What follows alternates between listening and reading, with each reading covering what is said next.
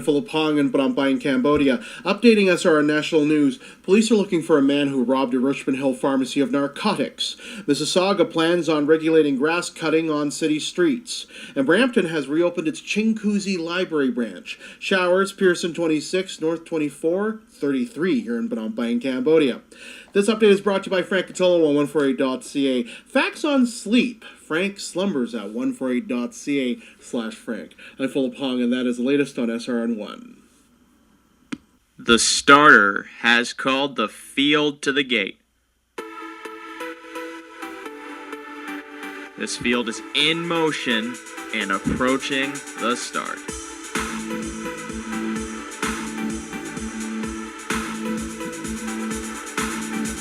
And they're off.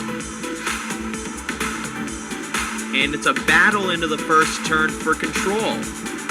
The battle continues by the half and approaching the far turn. Stride for stride past the three-quarter pole and approaching the top of the stretch. And as they hit the top of the stretch, it's mission brief. Foiled again, Muscle Hill, Captain Treacherous and Vegas Vacation. Lucky Jim, a rock and roll dance, be a magician. Sebastian K approaches the line. Guccio is coming late, and as they hit the wire, it's too close to call. Now here's North American Harness Update on SRN1. Yes, big show ahead. The captain said, "This show of life is no fantasy." That is a song I think my dad wrote one time. Hello, everybody.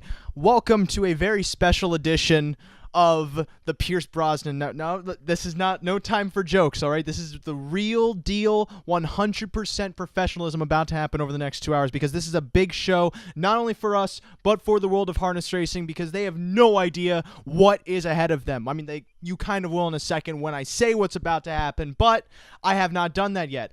I am, of course, Ray Cotolo, for those of you who know me already. If you don't, hi, my name is Ray Cotolo. And of course, all of you will eventually forget about me, but we're not going to go that far ahead. We have a lot to cover right now and a lot to get into very soon, momentarily, as time progresses throughout the show. So what exactly is happening? Well, this weekend, folks, is the Hambletonian, the $1 million stakes event that everybody, including people not in horse racing, want to win. They just don't know it yet. And on tap, not only do we have previews of the stakes races that will be going on the undercard of the Hambletonian, as well as an analysis of the Hambletonian, we also have insights that we're going to be getting from horsemen that are competing on both the program and even some in the Hambletonian itself.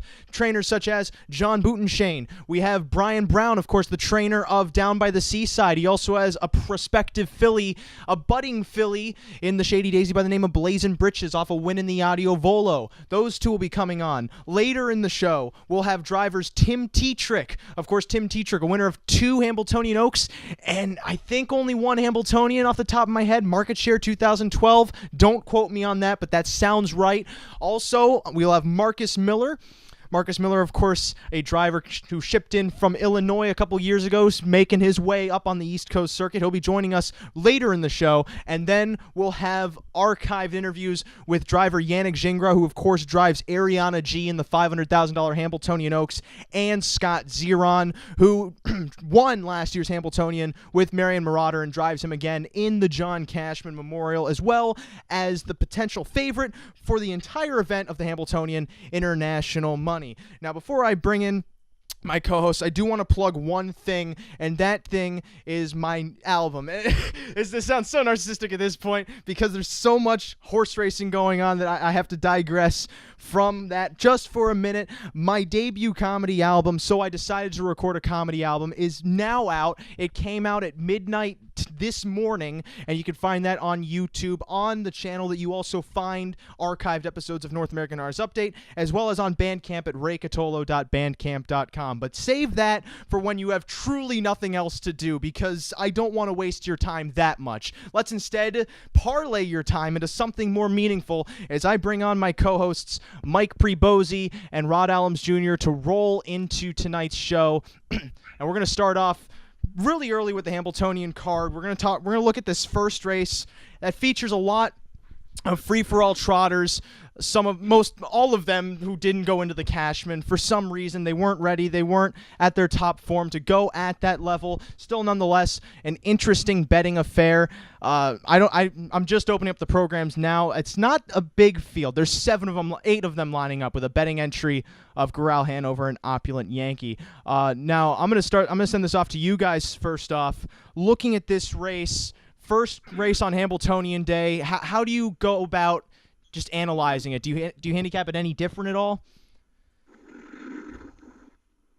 Well, for me, I typically, especially on big days, I'm gonna, I want to know how the track's gonna play for that day, and you might not necessarily get clues from the first race, but it's a long day, and a lot of these big days are long days. You have 13, 14, 15 races, and you need to money manage throughout. So, if you shoot the entire bankroll in the first race, it's going to be a long day just sitting and watching. So I tend to go light early and, feel my way through a card, especially one this large and this plentiful with opportunity. Let's put it that way.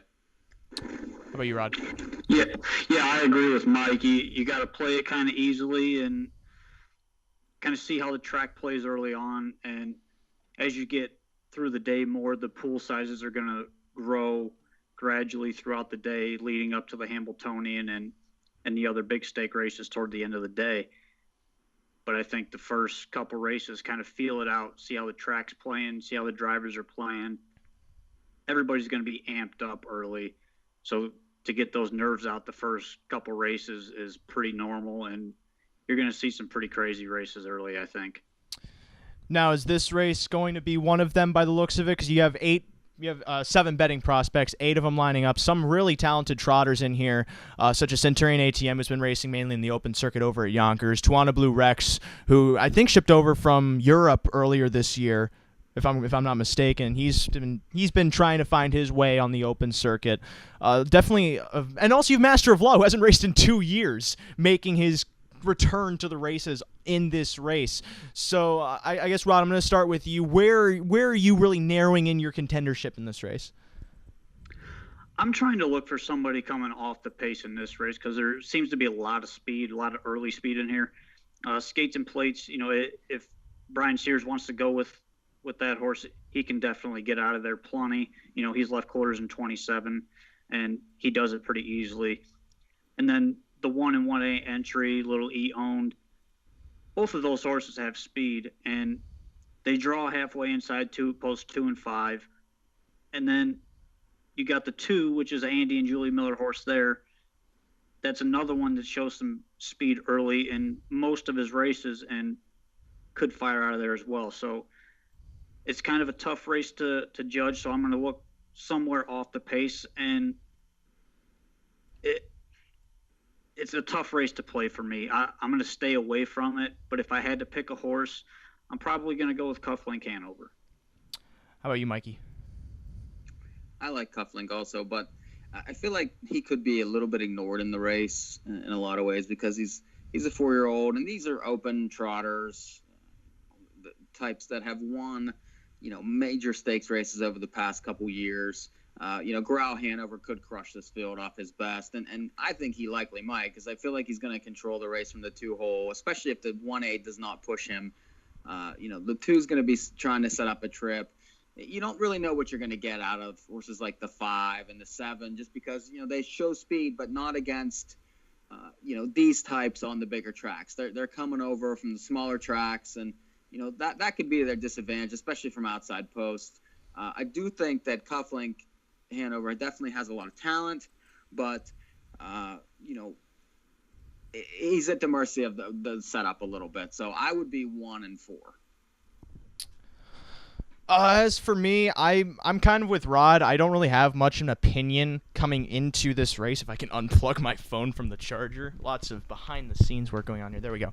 But I don't really have much of an opinion on anything in this race because of. I mean, you really don't know how the track's going to play out. I don't even know how the betting's going to play out. It's a pretty wide open field. Centurion ATM is definitely interesting, moving to the bigger track. But again. Like this is a race where I would advise reading the board or just not playing at all, and because there's a lot more. There's 16 races on tap. The first race is really going to be just a measure of maybe a measure of the track, but also just, as Rod said, to get a feel for how the cards are eventually going to play, and that's usually how it goes. And not only that, it's usually pretty chalky to begin with. But with that, there is a trainer in this race that we are going to dial up right now. He is the trainer of Cufflink Hanover. He acquired him. Excuse me. He acquired him earlier this year. I forget who trained him as a 3-year-old. Do you guys remember who trained him as a 3-year-old, by chance? I don't. I don't either. But this man, if I keep pressing the wrong buttons, there we go. He now trains Cufflink Hanover. He's been training him for most of the season. And he is going to be joining us momentarily. It's Mr. John Butenschoen.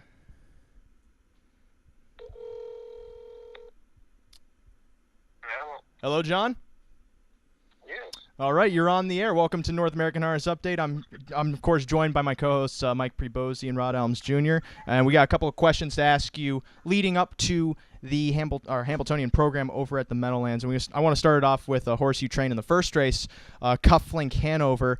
What I'm interested in is you acquired him earlier this year from a different stable, if I'm not mistaken, and it seems like he's really grown into himself as a 4-year-old compared to his 3-year-old season, and I'm curious what you can attest to that. Yeah, he was a pleasant surprise to get. I got a phone call from Crawford Farms, who purchased him last year, and Chris Oakes raced them for them, and they asked if I had spots for him down in Florida to train back. So actually my wife took care of him, and he was in a stall right next to Dave and Misty Miller, who actually had previously owned the horse. So as he trained back this winter, I think I sat behind him when I was allowed to, but Dave Miller did most of the training and jogging of him on a daily basis, which was quite all right with me and with the owners, and my wife took care of him. But the horse kind of really matured.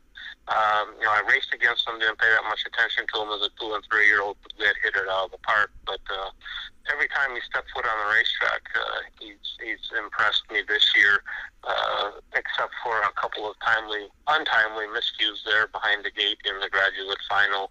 And he was really poised in a great spot there last week up at Plain Ridge, and made a break coming off the last turn. I just kind of attributed to starting out 3 wide, being down to the 3/4 and 122 or whatever it was. He was trotting his butt off, and he just maybe lost himself a little bit there. But it's going to be interesting. This is going to give us a barometer as to where we're at with him being in against some really nice stage horses and a start on a mile track. And it's Hamble Day, so it'll be exciting and fun to have him racing.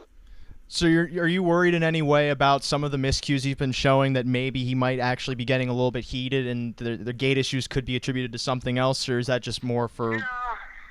I mean, obviously I'll be holding my breath and I'll be a little more nervous since he has done that, but I mean, we've gone over him, and he's had a good week coming into this. He seems sound.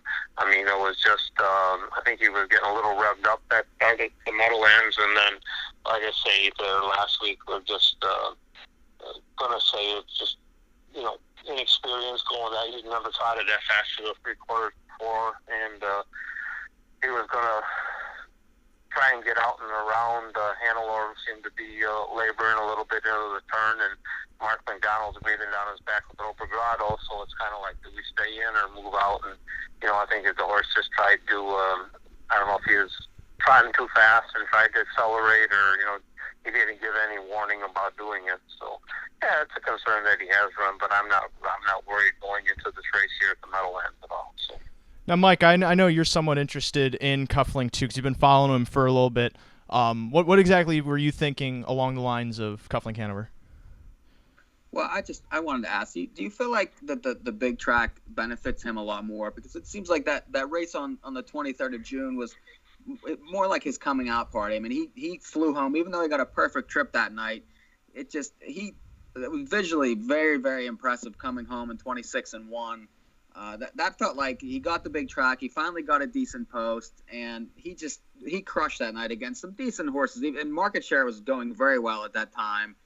Do you feel like that was kind of his coming out party this year? Yeah, that kind of opened our eyes to what we might have.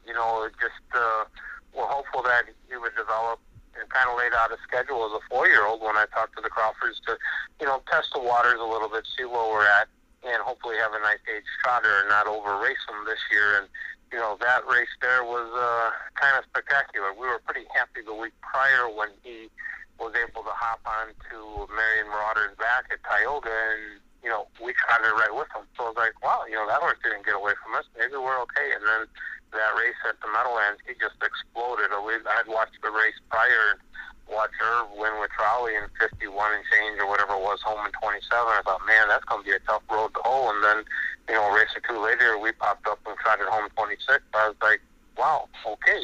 That was a big eye-opener for us. And then, we were thinking we were poised in a really great spot for the graduate final.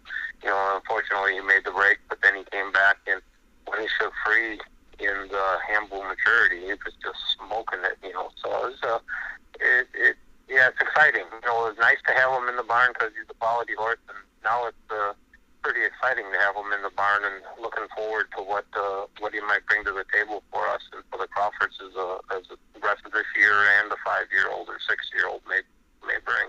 It must also be exciting, too, your Hambletonian prospects, because you don't only have one or two. You have 3 of them going into the Hambletonian, being led by Bill's man, who seems to be racing at his best. But what's interesting is your other entrant in the first elimination, Give It Gas and Go, coming into the eliminations after a decent start, but that was on Lasix. So now coming off of Lasix, how exactly are you feeling about his chances coming into the race? I think we should be okay. The Lasix was a tweak, was something we thought that would benefit the horse, would help him. He had raced prior to those starts and raced very well without the use of Lasix. So we're pretty confident. I mean, I trained him. We scoped him following his race on Lasix, checked everything out. And things all look good. I mean, his lungs are all healed up. I mean, there's been a virus, unfortunate for, Linda, not only the bad news that she had to deal with Walmer, I know she had quite a few that she had to scratch sick. So there's some sickness in New Jersey. We've had to scratch some horses and other stables around here. So, I'm hoping that we've got that behind us, and it was 5-6 weeks ago, and thought that Lasix would just be since we can use it and it is helpful for the horse, that why not put him on it? I feel better if we were on it, but I don't have a concern that we're not using it. I mean, he raced well last year without it. He raced great earlier in the year, and I think the little bit of bleeding that we've seen was just going to be attributed to the fact that the horse was sick there for a little while. So. And then in the other elimination, you have Dover Dan starting from a perfect spot in post 5, really, just in the center of the gate, have a lot of options to go from there. But it also seems like, too, that he's really been starting to come into his own in his last couple of starts. Does it seem like he's starting to hit his best strides coming into the Hambo?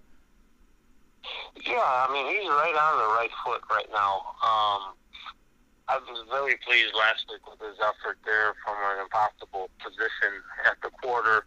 I know Brian, it was the first time Brian had ever stepped behind him, and that led somewhat to our decision to put him into the race, was Brian's opinion of the horse and what he thought of him after that race. And another one, we scoped him after the race. He scoped clean. We wanted to cover our bases, make sure that we were in good shape, and he raced very well when he's drawn inside, and he's raced really well even when he's drawn outside. He just hasn't been able to show or have any kind of results in the finishes in the last year, like I say, in the Pennsylvania Cider Stake Finals, the Breeders' Crown, this year in the Beal Final, and even like last week, when we've been in the finals and we've been against the top group there, we've been kind of hampered by post positions, and things haven't gone his way. But he's a really, really nice colt and talented talented, and he shows up every week. And he showed that in his 52-mile at Poconos, and he trotted a huge last half, 54-2 or 54-3, I think it was last week, and was still alive at the wire when he finally did have a little bit of room. So it'll be interesting. It's all three of them drew in good spots, and hope that they don't cause any traffic problems or that they encounter any traffic problems, and they're healthy and show up and put their A game forward. If they get beat, they get beat by doing that. If they can overcome everything and want to make to the final, it'll be fun. It's kind of fun where we're at now, but it'll be a whole lot more fun to make the final and then see the chips in the fall what they do after that. Now, Rod, I know you had a question about his racing style, if I'm not mistaken. Yeah, my question, John. Dover Dan seems like he's coming into form, and he seems pretty versatile. I mean, he can get off the gate, and he can take back pretty easily as well. And last week he was against the track bias. It was a pretty heavy front-end bias last week, and he come from way off of it. Like you said, he come with 54-2.5 and was really trotting on the end of it. My main question is, do you think he's at his peak right now, or do you still think there's room for this horse to grow and get a little faster than what he is? I think he's probably at his peak. I think that, it's kind of hard to say you're going to trot much more than 2 consecutive 27-second quarters, but I think he'll be, right. If he's forwardly placed, that he'll be able to show the final times a little quicker. I don't, he's at his peak. When you say faster, does that mean he's going to trot a faster quarter or a faster 8? I think he's showing all of that he can.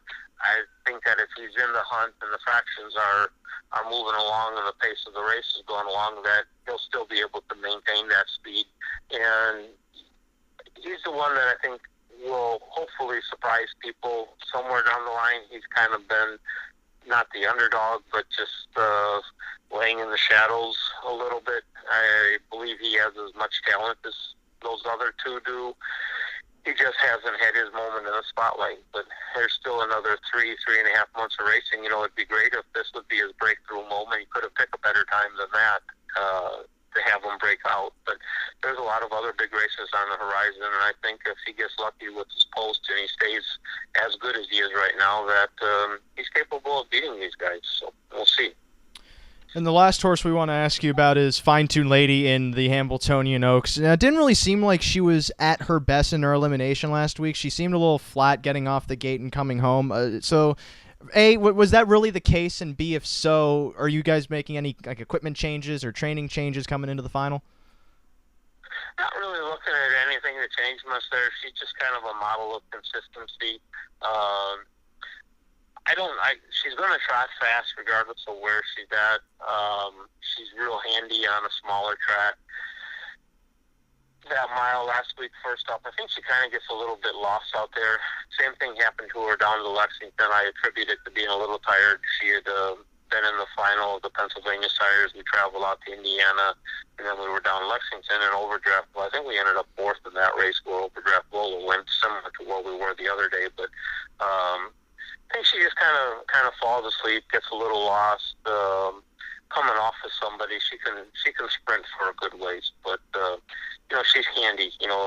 I leave the driving decisions up to the drivers and whatever Corey elects to do off the gate. If he wants to move her forward off of the gate and try and work out a trip from somewhere up close to the pace, or if he thinks that he can hop on one of the two favorites back, I'm sure Magic Presto or Ariana G would be great horses to follow, and whether you can get by them or not remains to be seen. But I do think she is better off cover, especially when you get to that level that she's racing against.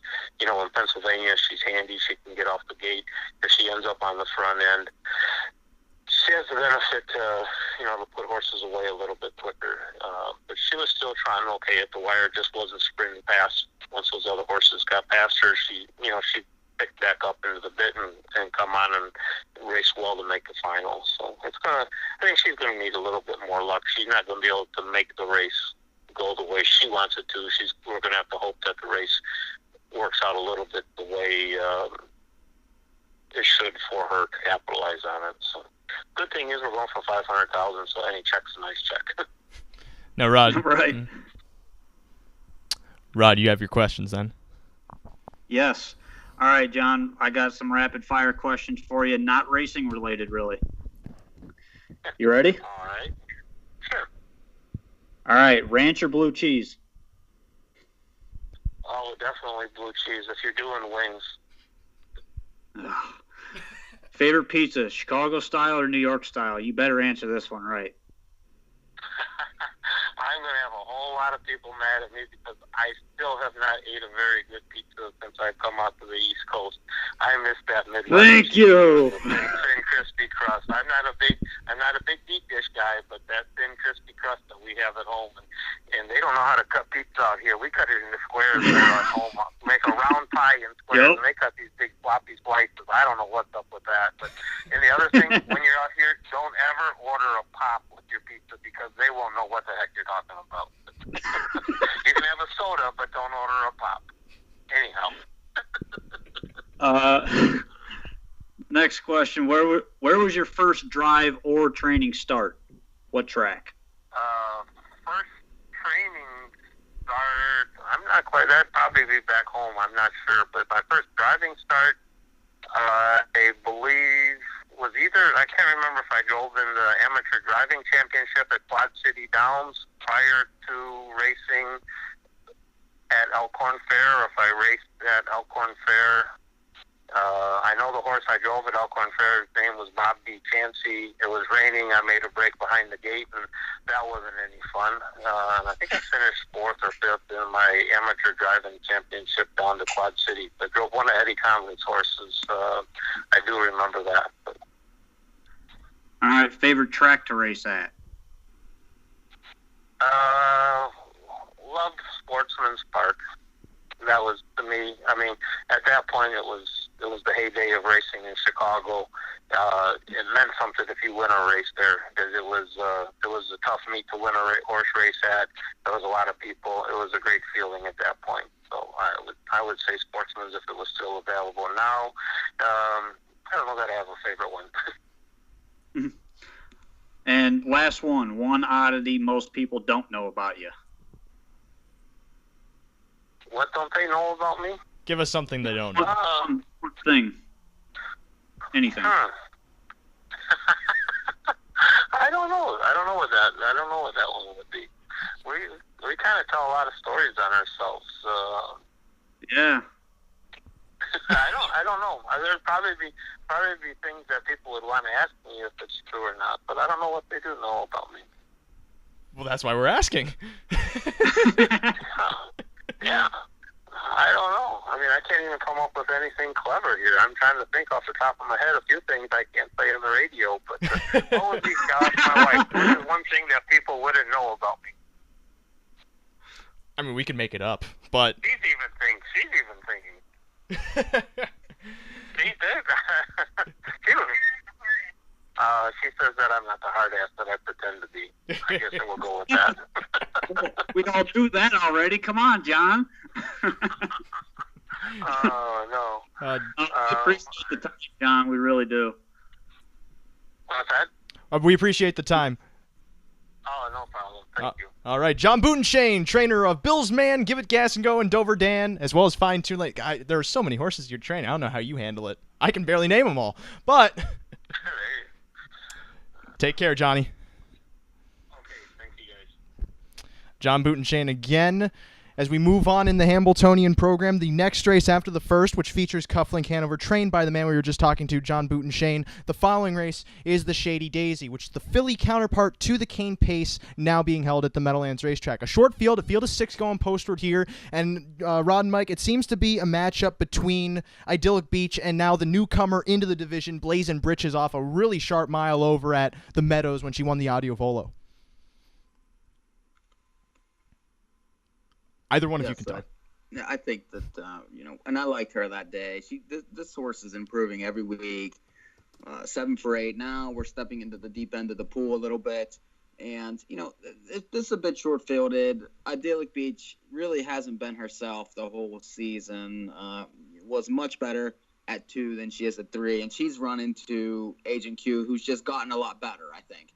This horse is maintained, but the 6, I think, in this race, it's going to be curious to see, what sort of driving style that they do. They've been sitting back. I would think with the short field, they're going to blast, which, puts the 2 either in the 2-hole or, doing a quarter pole type move. The horse I like is the 4, a watch. I liked last week and really got roughed up, had no trip. Now gets the bigger track, which this horse definitely likes. And this horse got better as the year went on last year. I like the setup. I'm going to like the price. So I would be on the 4. How about you, Rod? How are you seeing this race? Rod is nowhere to be found. All right. So as for me in this race, this again seems really short price because, again, it's short field. I'm not too interested in the Hambo card just yet. There's so many more bullets to fire as the day progresses. Ella Christina is kind of interesting, but she also had like a perfect setup to win at 56-1 in that division of the Audio Volo, and it still seems like Idyllic Beach from this point is really on top of the division. Caviar Alley is kind of interesting because she was second in the Lynch final, and she's been under the radar in the division since then, coming in off a decent win here at the Meadowlands as the favorite, coming in 26-2. I'd say, if anything, she might be worth a try underneath, but again, it doesn't really seem like there's going to be much value in this race, particularly because it is such a short field. Yeah, I kind of agree. There's not much value to look at here. You're going to have the 3 horses that get bet pretty heavy, the 2, 4, and 6. And, you'll have the ones in between that get a little bit of play. But to me, it's a tough race to play because you're playing Idyllic Beach, who's either, you play her at 4-5, or, Blazing Britches is probably going to be 8-5, 9-5, and then a wash is probably going to be right around 3 or 4-1. So it's a tough Maybe play for me. Yeah, maybe a little bit higher. But speaking of Blazing Britches, our next guest is the trainer of Blazing Britches, and I got a question to ask him. Enjoy this Verizon ringback tone once the party is reached. We are calling Beethoven. Beethoven is the trainer of Blazing Britches. Hello there, Brian. How you doing? I'm good. I don't know why, but for some reason, there's some people you call and you end up getting like Beethoven's Fifth Symphony on hold. On this end is the Ohio State fight song, and it's supposed to be that on the other end, but you have to buy a subscription. It runs out. I have to have my son do it. Just getting him to do it in time is the problem. Well, Rod, I'm glad we didn't have to listen to that fight song. I'm just putting that out there. I'm sure I'll have it for you next time you call. Well, right now, we're talking to you right now, which is in the present of this time that is happening at this moment in the present. That sentence made sense. Trust me, folks. Now, Brian, I don't need to tell you this, but believe it or not, you train a horse in the Shady Daisy. I'm not sure if you knew that.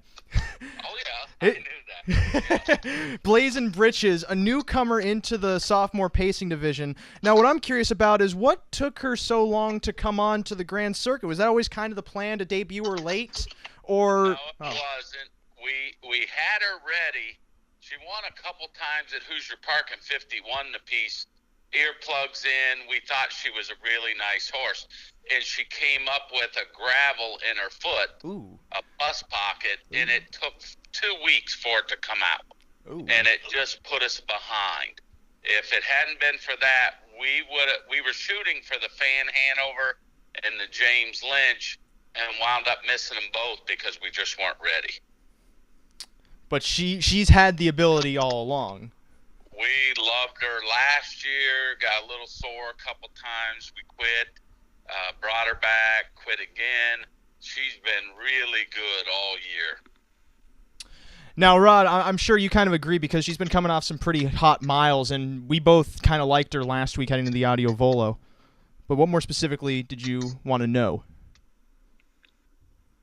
She's had just one start in the stakes company so far, and it kind of looked like, touching on what Brian just said, it looked like she was kind of a late bloomer. Maybe she got sore or something like that last year with the one start. But this year she really just punched it and went forward. What went into your decision to supplement her into this race on Saturday? Because she wasn't nominated for it originally. Right. We had to supplement. she's so lightly raced, and we need our next biggest race coming up isn't until September 13th, and we actually need to try to get some more money on her card to make sure we're in the top 10, and she needs the racing. So this just worked out. We'd rather not have to go in races. We supplement it. It cuts down on your earning potential, but it just worked, and we all want to race on Hambletonian Day, so it just worked out in her schedule, and Bruce was willing to put up the money to go give it a try, and I think she fit pretty well in there.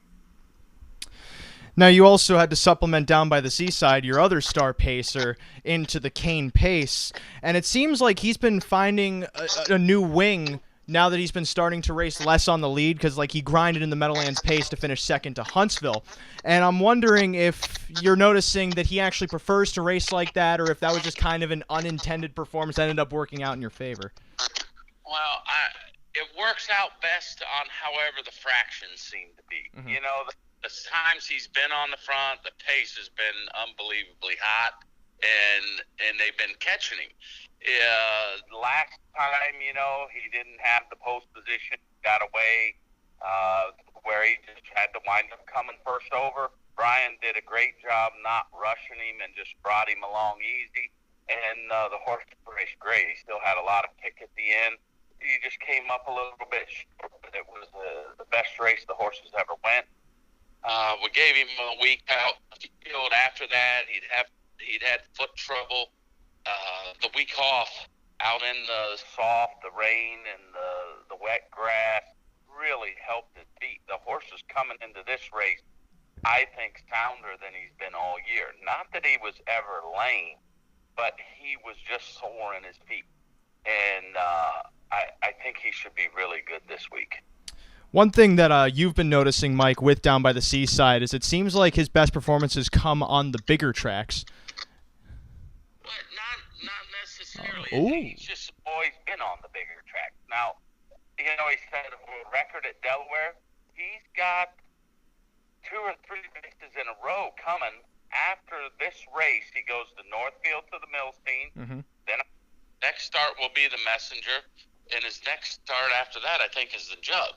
That horse can get around the half, and he has such tremendous speed that I think those 3 races will work into his benefit better than the races even on the bigger track. Even though, he's fine on the bigger track, but I think he's such a speed horse that I think he'll do really well on the half. He got around Yonkers great. Even though his feet were bothering him up there, that was the first time that his feet actually bothered him. He still won up there. So he's good on the big track, but I expect him to be better on the smaller track. So the Brian Brown Do you feel barn. like the mile and the eighth helps him at all? Especially against some of these horses, he's going to be finishing probably better than most, I would think. And the way he grinds, do you think that that's better for him, the extra distance? I think he's going to have to this week. With 12 horses in the race, a mile and an eighth, I'm sure Brian's not looking for speed right out of there. So he is going to I think every horse in the race is going to have to grind it out. I'm sure there's going to be a lot of horses parked in the race, and I hope I'm not one of them, but I wouldn't be surprised if we are. You hope you've got cover. You don't want to be the first one sitting there parked the whole way, but who knows? This race may wind up being like the old Meadowlands races, where the lead changes 5 times before you get to the 3/4. Who knows? None of us know how the races are going to set up, but I give Brian the lines. He does his job. I leave him alone. With Huntsville drawing the rail, though, I would think. It's hard to say, but you would think that he is as much speed as he has, that he's going to be trying to be first to the turn, coming off it, and maybe park everybody. So an early move might be something that might have to come from him. Well, like I said, I'll leave that up to Brian. I have no idea what Timmy's going to be doing off the. It can be a hindrance having the rail in a 12-horse field. If you let some of them cross over, who knows if you ever see the light of day again. You could easily get trapped in that big field on the rail going into that first turn. Now, he's got an extra eighth of a mile to lead from this time, all on straightaway. So, I'm sure Tim will put his horse in a good spot and get it. I'm sure his biggest worries will be getting out of trouble early in the mile and then let things happen from there. Well, it definitely sounds like the Brian Brown barn is coming into the Hambletonian day hot. Now, Rod, give him your questions. Your famous questions. All right. This is rapid fire, Brian. Are you ready? This doesn't have to do with racing. Okay, go ahead. All right. Ranch or blue cheese? Blue cheese for sure. Come on, man. Favorite pizza, Chicago style or New York style? And I know you've had both. Nah, not really. I don't know the difference, but I would say Chicago. Thank you. This Where is more was your self-fulfilling. first start? Where was your first start as a trainer? As a trainer, I would say at probably the Ottawa Fair years and years ago. Favorite track to race at? Oh, I would have to say Delaware. That's pretty easy. Yeah. One thing most people don't know about you. And if Jen is there with you, we want her to answer this question. All right. She's here. What would it be? Geez, you stumped us both. They probably know you like ice. Oh, yeah. But One thing, no, but that they don't know. I don't know. make one up. Come on. We wouldn't know. I'll leave it up to you. You guys, you have a better guess. For those of you who don't know, Brian Brown is an avid lemur collector. There you go. That ought to stump some people. Where does he keep them? Who knows? Brian Brown, everyone. Thank you for joining us, Brian. All right. Thanks, Brian. For having me. Thanks, guys. Brian Brown, the trainer of Blazing Britches in the Shady Daisy and Down by the Seaside in the Cane Pace. Next up in the sequence of races on Hambletonian Day, another race that seems pretty straightforward, the Dr. John Steele Memorial, formerly known as the Fresh Yankee. Now, it could be a bit interesting because there are some new faces coming in against Hannelore Hanover, who is currently reigning over the division supremely as she can, if that phrase made any sense. But Rod, I know there's a horse that you've been high on since she came over to the States, and that's Passathea Face starting from the rail. Seems like you might get a decent price, too, if Hannelore really gets bet, but at the same time, she may be the second choice. Yeah, I think she's probably going to be the second choice, and that's part of the problem with the race. I mean, Hannelore Hanover is going to be dead chalk. She's going to be dead chalk any race that she goes into because she's that good. My opinion of this horse, the Swedish horse, I'm not trying to say her name. I tried that last week. It didn't work. It's not that hard. My opinion of this horse is that she is eventually going to be one of the best horses, one of the best trotting mares, I'll put it that way, to ever race. That's my opinion of this horse. That's what I think of her based on what I've seen so far. Her gait, her style of racing, she looks pretty versatile. I really believe this horse can beat Hannelore Hanover on Saturday. And even with the 3-week layoff in between races, I know Jimmy Takter has this thing ready. He always has everything ready. And if Timmy gets the right trip in here, I think he will beat Hannelore Hanover. Mikey, give us the antithetical counter argument. Go. Well, I mean, I'd like to know if this is the absolute goal for this horse, and was driven conservatively, I thought, in the first start after the qualifier, but she was against it that night, and Emoticon Hanover basically got the front and took a couple left turns and crushed. Mm-hmm. They let her walk early, and she crushed late. My thought about her though is she seems to be starting to come around now at the right time. Like, that was her first win this year. She was fantastic that night. I thought she raced very well in the armbar flight, against Hanover. She's capable and she's blasting. So that's going to make, the one probably stuck in the 3-hole early, which means first up against Hanover. We're going to find out how good she is. I can tell you that. Again, for me, like, I don't want to concede to so many favorites, but there are more interesting races to play. Hannelore, you're taking a big gamble going against Hannelore, but that's also why she's going to be 1-9. And aside from that, I agree with Rod that Pasithea Face has the most potential, and therefore that might make her the value contender in this race. I don't think she's 1-9. But you don't think Hanneleore's 1-9? No. She won't. I feel like she's pretty close. She's probably 2-5. I'd say she's anywhere between 2-5 and 3-5. Well, point being, that puts Pasithea Face potentially at like 4-1, which that's up to you whether or not that's going to be value. For me, that's kind of on the low end of the spectrum to try and beat a horse that has, in all likelihood, like a 90% chance to win this race. At least that's from how I see it.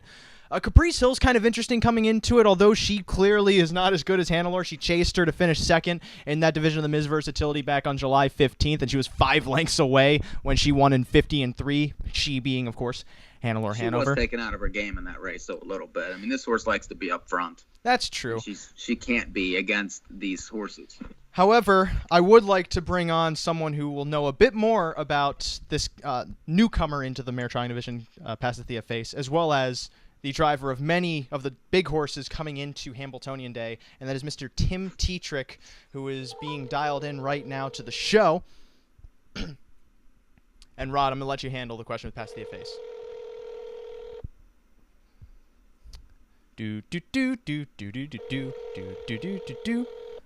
Let's see if he remembered. Timmy. Hey, what's going on? How's it going, Timmy? Good. Who is this? This is Ray Cotolo. You're on North American Harness Update alongside Rod Allums and Mike Pribozie. Oh, cool, man. How are we doing? We're doing perfect. I think perfect may be a little bit of a stretch, to be honest. It's a little too strong a word. However, we want to know how you're doing, especially coming into Hambletonian Day, because you got a lot of prospects, a lot of good chances, and we're curious about how you think of those chances, such as in the first race, the John Steele Memorial. You have an interesting contender with Pasithea Face, who's making her second start stateside, and I'm not sure if that's how you pronounce it. I'm just assuming that's how you pronounce it. But you drove. Very excited about her. Very excited. Her first start in the state off one qualifier, and she raced a huge race. And I think she's going to be a big contender, and I think she's going to open up a lot of eyes. Well, Rod thinks so too. As he said before we dialed you in, he thinks that this could be one of the best trotting mares, I think, of all time. Was that what you said, Rod? Of all time? That's exactly what I said. Timmy, I watched this horse's qualifier. I watched her first start, and you drove her perfect the first start. I thought that's the exact trick that she needed coming stateside and really learning how to race here. I'm under the impression, after watching this horse only twice, that this is eventually going to be one of the best one of the best trotting mares to ever race. How do you feel about her so far? You're not wrong at all. She's got every opportunity. What she did her first start on she qualifier, and she was only in the States for quarantine, and even Jimmy said we haven't done much with her. If in all cases I didn't hurt her and go too fast, too quick, but she feels like $1 million. She's big, she's strong, drives like a car, and hopefully all those things go together to being a great horse. I don't know if you have anything. I have one more question on her. Do you think she's ready right now to be that type of mare that can beat Hannelore Hanover? I don't think she can go out winging and beat her, but I think off a trip and if the scenario sets up for her, and one big thing she has going for her is Jimmy Thatcher trains her. He knows what they have to do to be in those kind of spots in big races, and that mare raced in big races overseas. So, I expect her to go a really big race on Saturday. I'm going to pause for a second and say, booyah! Great. Thank you, Rod. Thank you, Timmy. Thank you, Rod, for exercising your ego a bit. Moving on to the Kane Pace, of course, you're driving Huntsville from the inside. Now, what's interesting with him is it seems like he was a lot more game in the Meadowlands Pace than it seemed like in the Adios, or else Fear the Dragon was way more game going past him. But now going 1 1/8, are you a bit concerned with the added distance, or do you feel like Huntsville should be able to get over it no problem? No, I'm not worried about the distance. All I'm worried about being able to drive him. Most people that watched the race at the Meadows seen that I had trouble steering that horse, and that's happened over the year here with this horse. And either he's left line, right line, and in the Adios, he was definitely on the left line. If trainer racing that you're getting fixed, I know I have the best reel in the country. I know that in my heart. I've been beat, ahead in the North American Cup. I've been winning Meadowlands Pace and got beat a half a length in the Adios. If that horse drives straight, I don't think there's a reel in the country that can beat him. So that also explains why you've been driving him so confidently, moving him towards the front, because it seems like, too, moving towards the front may also not be his game if he gets attacked. But then again, he got attacked in the Meadowlands Pace, and he held on. So I see what you're saying, Timmy. I see what you're saying with him. No, that is his game. He's got so much speed, and he's got so much tactical speed, he can put you in play, and he can go 3/4 as fast as any horse out there. And this day and age in racing horses, it's all about speed, speed, speed. And if this horse drives straight and he don't get on the line, I don't think they can beat him. That's my opinion.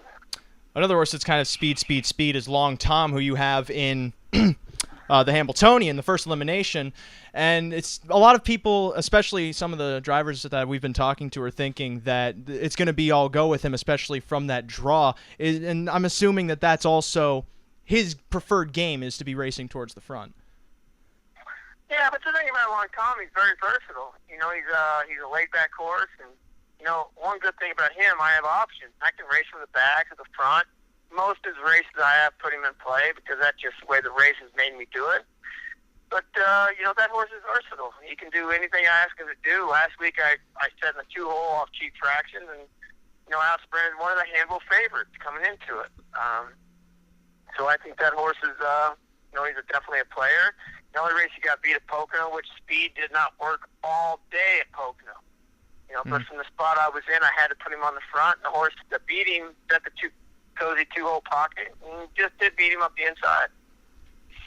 Now, Rod, I feel like you were wondering if he's really raced to his full ability just yet. No, he is not. I kind of had a question of, he's been put toward the front in all of his races this season, and it's for good reason. I mean, where the race is kind of set up, you didn't really have much choice with him. You had to get out of there with him. But last week, you put him in a hole, and he sat there, and he looked pretty comfortable and sprinted home off of that cover very well. I was using that race as a prep. Me and Marcus both talked. This race, it does mean something, but it doesn't mean everything. So prepping for the Hambletonian, and I did that.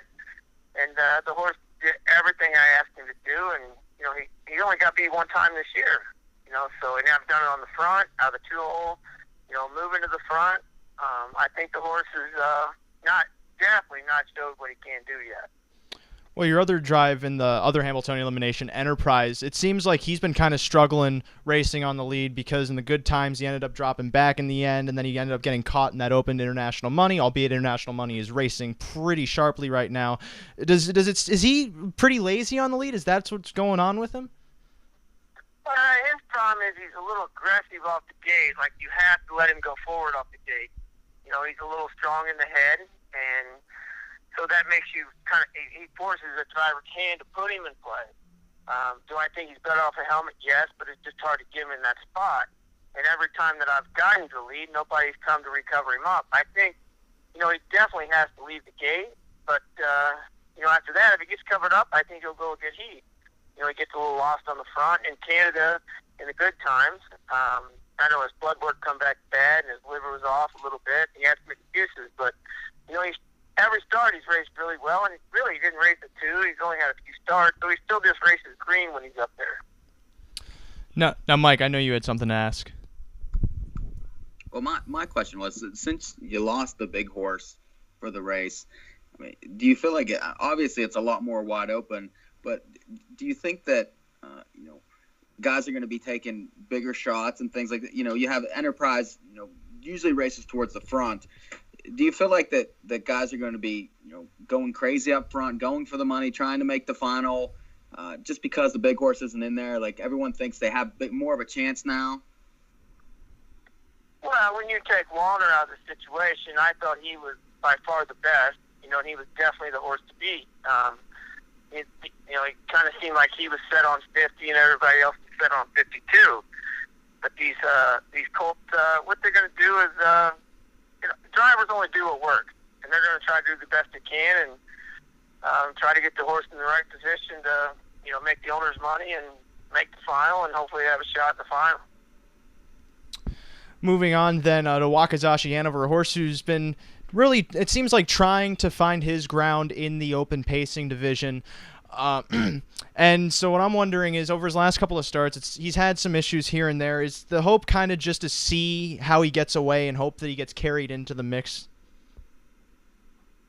Yeah, no, that's the key with Walkie. Walkie's been he's been a fairy tale story horse. He got at 3, he had a great year when, unfortunately, he got to hook up with Teague's good horse. But he did beat him in the North American Cup, one of the only 2 or 3 horses to ever beat that good horse. And he is a good horse, but things have to work out for Walkie, and when they do work out for him, he looks like a great horse. When they don't, he just looks like an average horse. But when things work out for him, the horse is definitely a player. Has he had any kind of medical problems? I know he had a lot of throat issues over the last couple of years. I'm wondering if that at all came into play too. That's what killed him his whole 4-year-old year. His throat. He had a throat operation, and it's well documented. But the horse, when he's on his game, he can go fast. He can go 47. And when things don't work out to him, he just looks like an average horse. But when things go right, he gets the right trip. He can show his class, and he can do the right thing. Moving on to the Hambletonian Oaks, you pick up the drive with Feed Your Head, who seems to be improving into her best form coming into the race. Now, to my knowledge, you haven't driven her previously, so I'm curious how you will go about picking up this drive, going for $500,000, and if you have a good idea of what kind of horse you're really going to be dealing with. Well, I can go by the replays, same as the handicappers, and what Jimmy Tacker tells me. And most handicappers know how good Jimmy Tacker is on the big races, so I look forward to it. I'm glad to get the drive, and her last race, I watched her very, very closely, knowing that I might get the drive because my horse scratched, and she raced a really good race, and if she gets out a little bit sooner, she probably wins her elimination. But she looks handy, she's quick, and definitely we got to try to beat Ariana G, which is not going to be easy. She's definitely the class of the field right now, and hopefully, we're going to race for second, hope somebody else has a bad day, and we end up getting lucky. And then finally, in the Lady Liberty, you seem to have debatably the new division leader, Nike Franco, as she's been racing fairly well as of late, especially winning the Golden Girls a couple of weeks ago. But it also seems like, since you've been driving her a bit more tactically instead of just putting her to the front, that she's been really responding, and that's how she's been racing so much better. So is that really kind of going to be the strategy for now on, is to try and put her off a helmet? No, I disagree with that. I won the elimination there in Canada, and she raced really, really well. I think I've always been a firm believer in this mare since I actually got to drive her in Australia, actually. But, she's a good mare, and she's just versatile. She just finds ways to win, whether it's on the front, moving first up, or, she finds ways to win, which makes her a really good horse. One thing that Mike has been wondering is about whether or not you always knew, and you kind of allude to this by driving her in New Zealand, that she had a potential to be a decent horse. Now, Mike, I'm pretty sure you have more to that. Well, it seems like to me, especially this year, that race at Philly was, when she flew from the back, when you could not make up any ground whatsoever that day, was, the time where she really kind of, I felt, revealed herself as what she was going to be and be able to take on Lady Shadow. I mean, what do you feel about that? Do you feel like that was, kind of when she's hit next level? Well, I definitely think she's a top contender, for sure. And like these New Zealand horses, I think you have to be very careful, when you first get them, not to leave the gate with them and let them settle and get used to the speed that we go. Because here we race mainly our fastest quarters are the first three. They're usually the slowest one's the third one. In Australia and New Zealand, it's totally different. And these horses, you have to let them work into that. And thankfully, the owners and connections of this horse, I explained that to them, and they've let me do my thing with her. And we didn't win every race, but she's learned how to be a good horse. And I think stepping forward, it's going to make her a contender for the next 2 years in the older mare division. Finally, Rod has some non-racing questions he's going to rapid fire at you and then judge whether or not you chose the correct answer. So, Rod, I'm going to hand that off to you. All right, you ready, Timmy? I'm ready, Rod. Hit me. All right, ranch or blue cheese? Ranch. Favorite pizza, Chicago style or New York style? Oh, Chicago, baby. Oh, my God. Yeah. Where was your first drive? My first drive was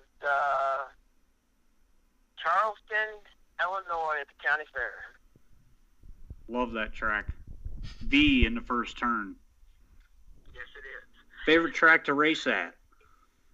My favorite track has always been the Meadowlands. Once I got there, I loved it. And, the aura that rubs off on that track and just makes you feel like you're part of history. One thing most people don't know about you. Oh, now you guys are getting serious. Really think about your existence, Timmy. We've got everybody with this one. Just how much I care. I don't always show that I care about the horses and stuff, but, when it comes down to it, I eat, breathe, sleep horses, and, my wife always picks on me. I don't know her anniversary, but I know what Ken Klamer's equipment I wore on the 5th race in Chester today. You could just say... I was just going to say, you could say her anniversary is like 123. Right. It's funny you said that as your answer because everybody back home in Chicago knows that's 100% true. And people on the East Coast might not know that, but everybody in Chicago knows you are not lying about that. Yeah, for sure. Yeah. I mean, I've come off, and when I was supposed to win, I finished third, and I'm mad. I broke the TV there at Balmoral one night in the not the driver's room, but right by the paddock office there with my bike. Oh, man, and they can't afford to replace that. You know that, Timmy. Not anymore. No, they can't now. They can't now. It's gone. Tim Tetrick, everybody. Thank you for joining us, Tim. Thanks, Timmy. Guys. Appreciate having me on the show. Tim Tetrick, driver of many contenders. Not tomorrow, Saturday. I'm thinking this is a Friday show. Saturday at the Meadowlands on Hambletonian Day. So, we're now into the second hour of the show. I say we take like a minute or two to regroup. We're gonna send it off to Phil with the news from Cambodia because he's currently in Cambodia. So it's a station in Cambodia. Nice that Phil updates the news from Cambodia. I mean, that's dedication. Because if there's one thing we don't know about Phil Hong is that he really cares. He does care. We all knew that from the get-go. And we're going to send it off to him. When we come back, we are going to have Mr. Marcus Miller coming to join us, talk about some of his drives on Hambletonian Day. So stay tuned for that and more handicapping, even though it sounds like I've not done a single bit of handicapping, but trust me, some's coming here on North American Horse Update. I said more on North American Horse Update. Stay tuned. Philip Hong and Butenschoen in Cambodia. Police are looking for a man who robbed a Richmond Hill pharmacy of narcotics. The armed holdup occurred on Wednesday afternoon on Bayview Avenue south of Elgin Mills Road. Officers say a 20-year-old man who covered his face wearing black clothing had threatened employees with a knife. No one was injured. Mississauga plans on regulating grass cutting on city streets. Council has updated its bylaws to include a requirement that property owners cut grass on city property adjacent to their own lands. Councillor Pat Sato, who initiated the request that had reached this edition, says the biggest complaints she receives are from neighbors who fail to cut the grass on the boulevard. Brampton has reopened its Chinguacousy Library branch. The renovation, which costs $2 million, modernizes the space and adds new facilities like a recording studio and a 3D printer. Rebecca Raven, CEO of the Brampton Library, says digital information and literacy features redefines the modern library. Chances of showers in the forecast: Pearson 26, North 24, slightly warm 33 at Phnom Penh, Cambodia.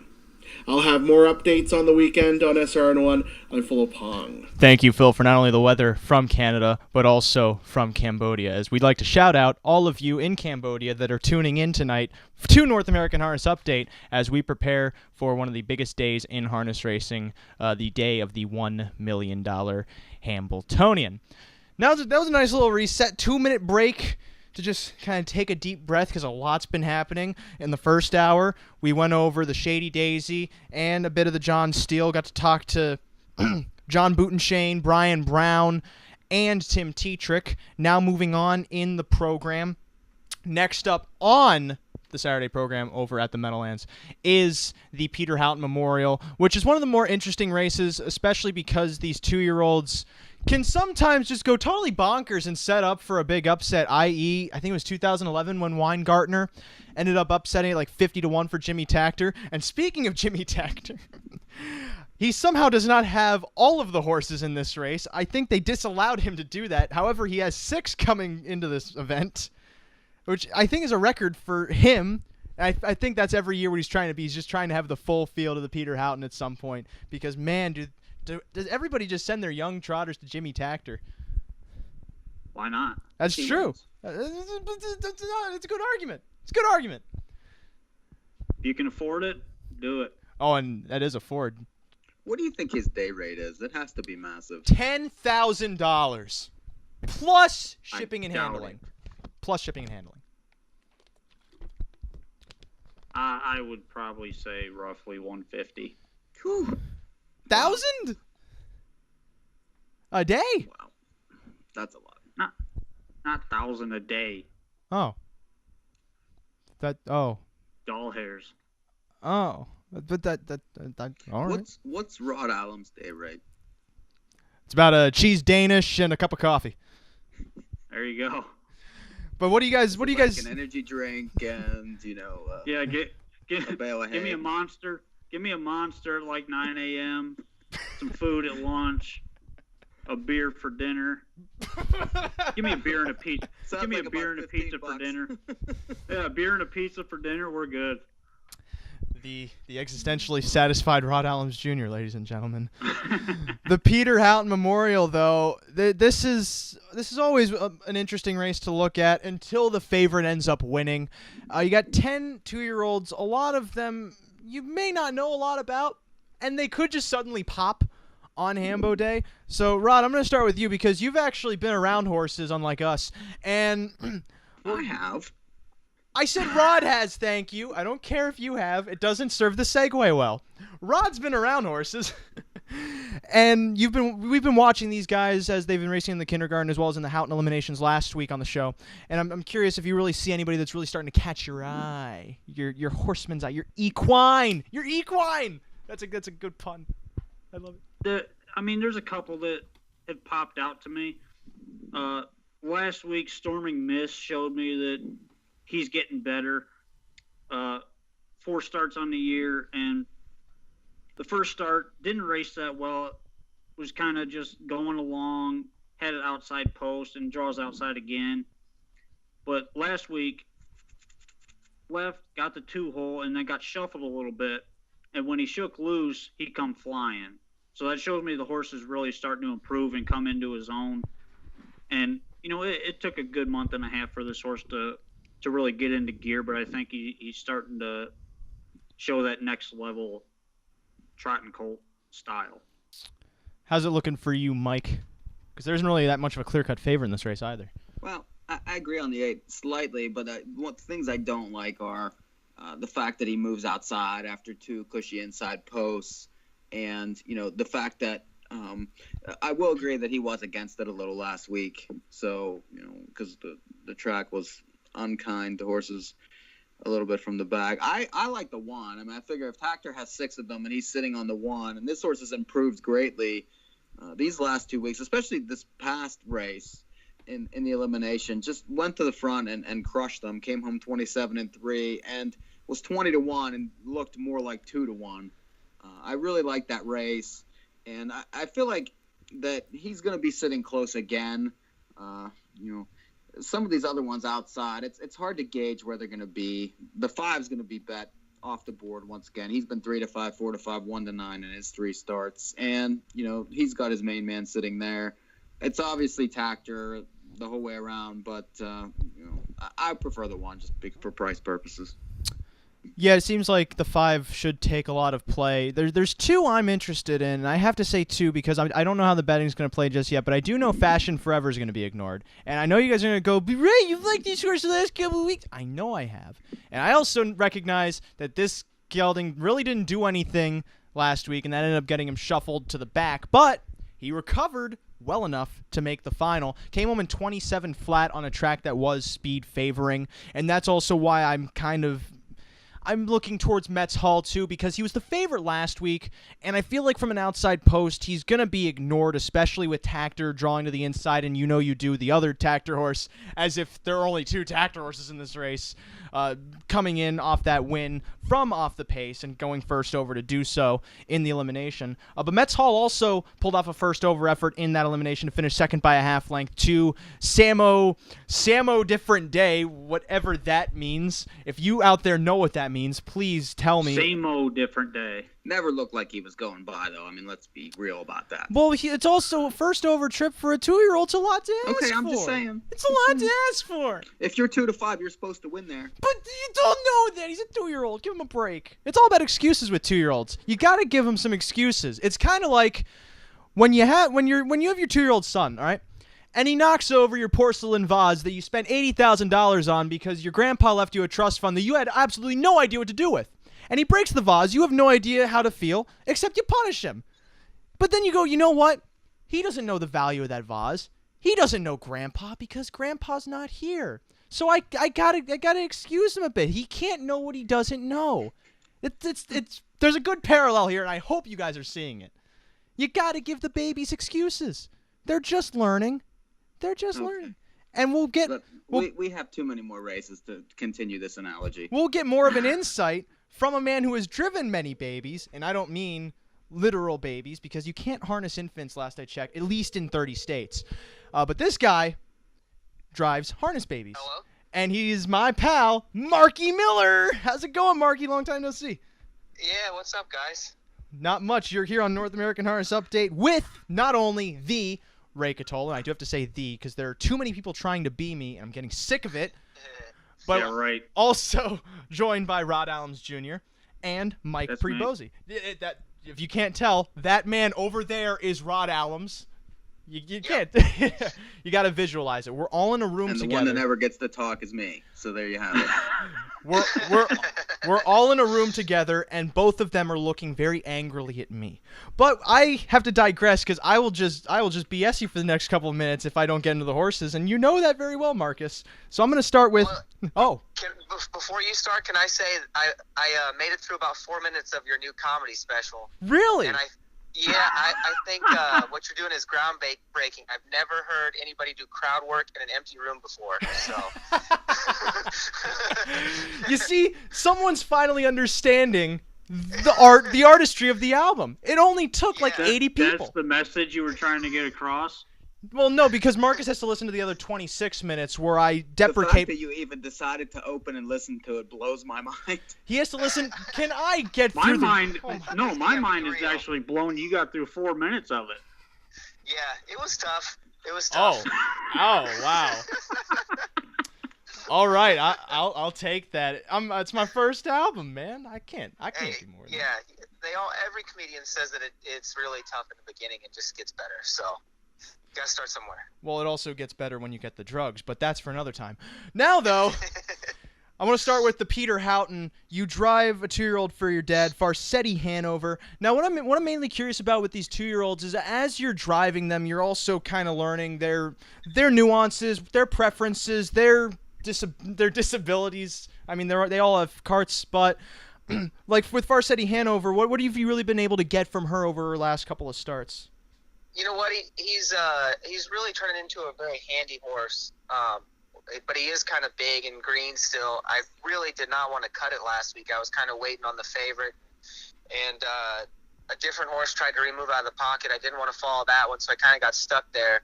And I think he's definitely better off of a helmet, which shouldn't be hard to find a helmet and hopefully a good trip in the final. But he is. He's got some go, and you haven't seen his best yet. You know, he's still real green, and he's learning every week. So hopefully we're angled in the right direction for Saturday. What kind of 2-year-old do you see at his best in his first start? A sad 2-year-old. But so you feel like how's he feeling though coming into the Houghton? Because it seems like you gotta be pretty careful, especially with these 2-year-olds, where you put them, how you race them, because they're delicate.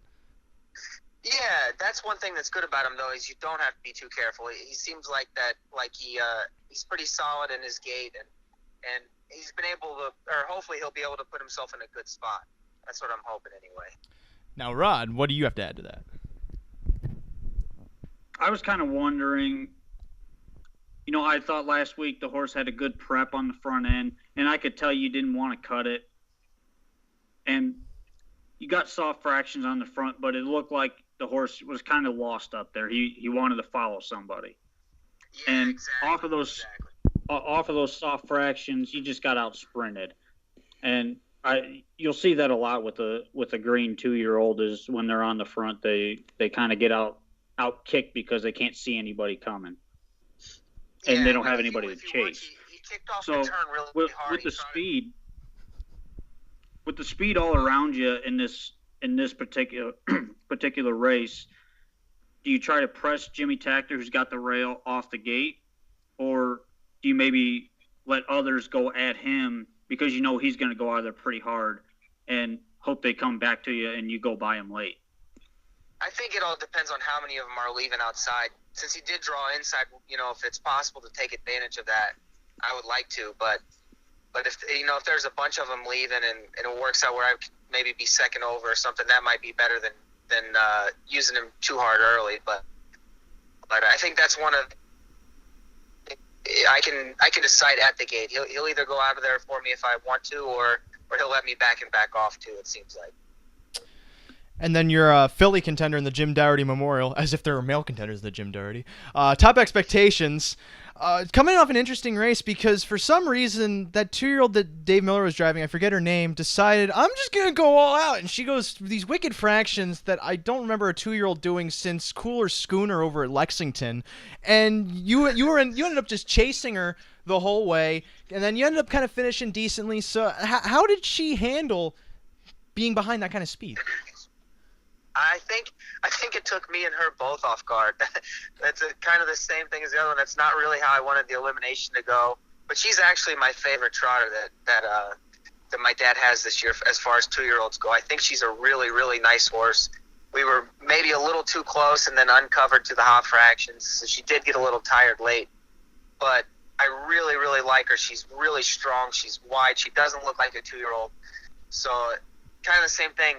Hopefully we can work out a better, more reasonable trip in the final. And then finally, Chip Walther in the Cane Pace. I noticed in the past performance lines that from June to July he was just gone. He was nowhere to be seen. And first off, why? Where'd he go? You go to Denny's? He had some foot issues up front early. Like he made a couple breaks, like right when he came up from Florida. And he kind of did the same thing last year when he was 2. Like it took him, 4, 5, 6 starts to really get good. He raced super at Saratoga off cover from way out of it. Batavia, I went down the road, and he's really better off of the helmet than he is on the front. But he won a good mile there. He paced 53, just as fast as Funk and Waffles went. So that that is a pretty good indicator that was a good mile. This horse is much better on a big track, I think, than a small track. Like last year, his best miles were all at the Meadowlands in Lexington. He's really, really fast. We're in with the killers, though, so, it's a big step up from Batavia and New York Sired, but he is very fast, so I really like him. I think they'll definitely be mixing it up in there for us. So on his stakes calendar, was this always kind of the destination, or was he also supposed to be in the Meadowlands Pace in the North America Cup until foot season happened?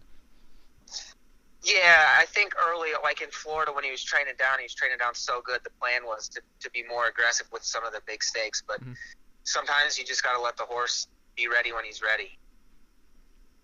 Oh, wow. I was expecting more to that, but that seemed very monk-like. I have a question. Mike has a question. Yeah, do you feel like it seems like, on this big day, you have a couple horses that are, long shots and not expected to really, to win. So do you feel less pressure on those days? Like you can just kind of go out and enjoy the day, have fun, and, perhaps, get the right trip and blow up the board, kind of like you did in the Breeders' Crown a little bit? There is a little bit less pressure, but all these horses have owners too and high hopes as well. So there still is, like the expectation to do as best as you can. But yeah, it's a lot different than when you're going out of there with like a 2 to 5 shot. That's for sure. Now it's time for Rod, because for some reason Rod has been asking loves these questions. Everybody we've had on these 5 questions, and then afterwards going, yup, nope, yup, as if there's a right answer. But Rod, because there are right answers and wrong answers. They're questions, so you get an answer. But anyway, Rod, rapid fire Marcus. All right, you ready? Yep. Ranch or blue cheese? Oh, blue cheese, duh. Come on.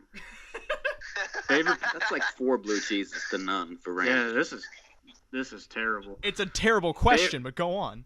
You're really showing off your Midwest roots, Rod. You got to branch out, leave the state of Illinois once in a while. Yeah, try some green tea and wheatgrass. Oh, God. Favorite pieces, Chicago style or New York style?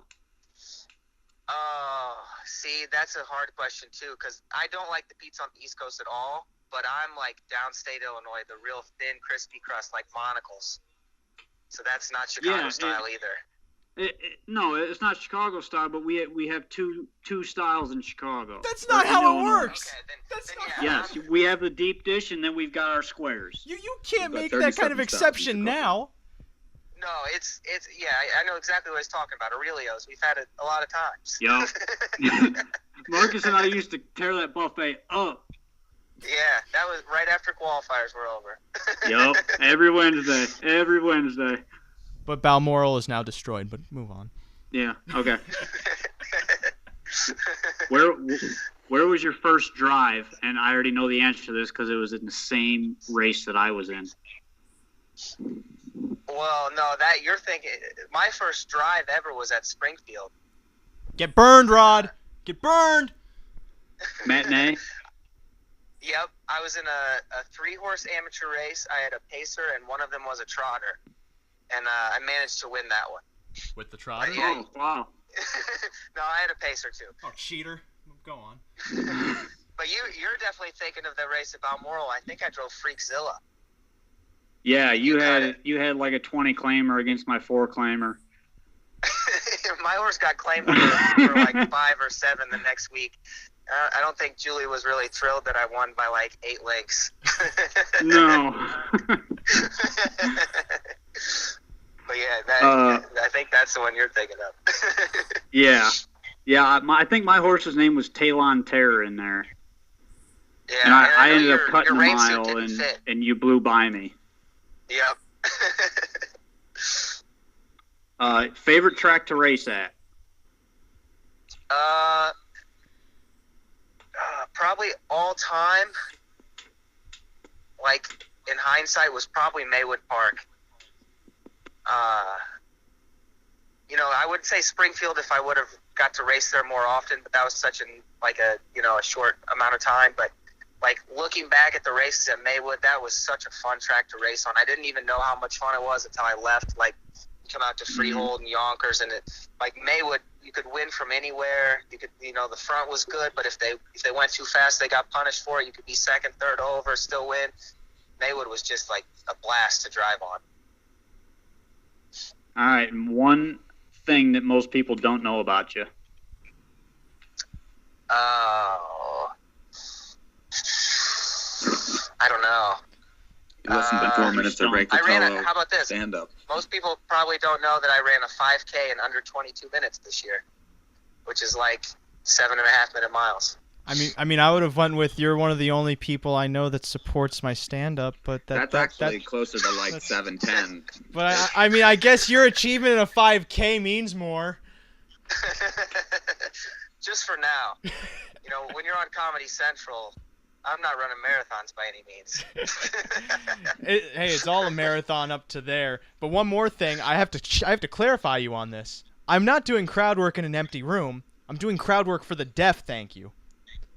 Okay. You clearly didn't listen to the rest of it. Are they mute too? Because I didn't hear any of the crowd talk.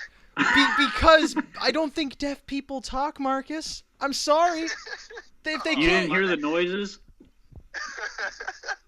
It's not that they can't make sounds; they just aren't discernible. Now you see, I can talk about this. I cut out.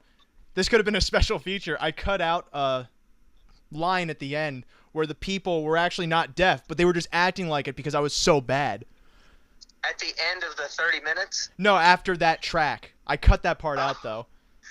Oh, okay. I didn't realize there were tracks. Yeah, they're tracks. It's a story, Marcus. Oh, okay. There's an arc to it. I guess when I'm driving to the meadow sometime I'll have to delve back in and try not to fall asleep or something. Yeah, we don't want you to fall asleep. Don't turn that on if you're driving. I don't know. There's a whole bit on the album about how I wish my jokes could kill people, and Marcus, you could be the first. Is that homicide or suicide? It depends what the police report says. I'm not going to tell them. But man, this podcast really turned dark. I mean, when there's no horsemen on, that's the only direction it can go. I'm desperately looking for a light, Marcus, and I hope you could be that. That's good. That's good. Well, Marcus, thank you very much for joining us. It's always a blast, and I'll see you probably Hambo Day or somewhere. I'll see you somewhere in Jersey that weekend. Yeah, I'll be there. And I'll shake your hand. We'll look at each other awkwardly, then we'll move on with our lives and probably never see each other ever again. Marcus Miller! That's a great plan. Emphasis on great. Marcus Miller, everybody. Thank you for joining us. Right. Yep, thank you guys. Marcus Miller driving for his dad, mostly on Hambo Day. Farsetti Hanover, Top Expectations, and Chip Walther on the Stakes program. And with that does it for the live interviews. Now we have a half hour left to go, and we have on tape interviews with Yannick Gingras and Scott Zeron. However, at the same time, we want to push through and get through these other races, including us talking about the Hambletonian eliminations and some of the bigger stakes. So, if you want, and if you want to catch these interviews, you're going to have to wait until the archive comes out, because we're cutting off at 11, but then after that, we'll be putting up the interviews, and you can catch those when the show goes up tomorrow afternoon on YouTube, as well as up on archive.org for download. It's like bonus coverage on North American Harness Update. It's special features. Yes. With live commentary of Every Rod DVD talking to has Yannick special Gingras. features. And so we move on with our preview of the Hambletonian Day program. And after that slew, and I do mean slew, of people, lots of them involved. There's so many people involved with Hambletonian Day, myself included, for everything I've been doing up to this point. Now, I have to say that because I need to feel somewhat good about myself and what I'm doing after being berated by my one attempt at artistic endeavor being drooled upon by you simpletons. But the fact that he even tried to download it, I think, was a win. Yeah, but I tried to like 4 or 5 times. It was like, nope. There's a message. There's a message in it. It means your Wi-Fi shut off. It was like, stop. Just stop it. My phone's like, nope. This is BS. You are not allowed to download this. You know, I've always been so lucky to have people so supportive of my dreams in my life. And that's all they'll ever amount to. But I digress from myself. We move on. We're going to start with the John Cashman Memorial before we're just going to go on in order with these races. The John Cashman Memorial, $300,000 open trotting event. A field of 12 going postward here. Of course, headlined by Marion Marauder, which Zeron has some very great quotes about. And you can catch those again. I'm going to keep plugging this. Catch those on the archive on YouTube and archive.org tomorrow.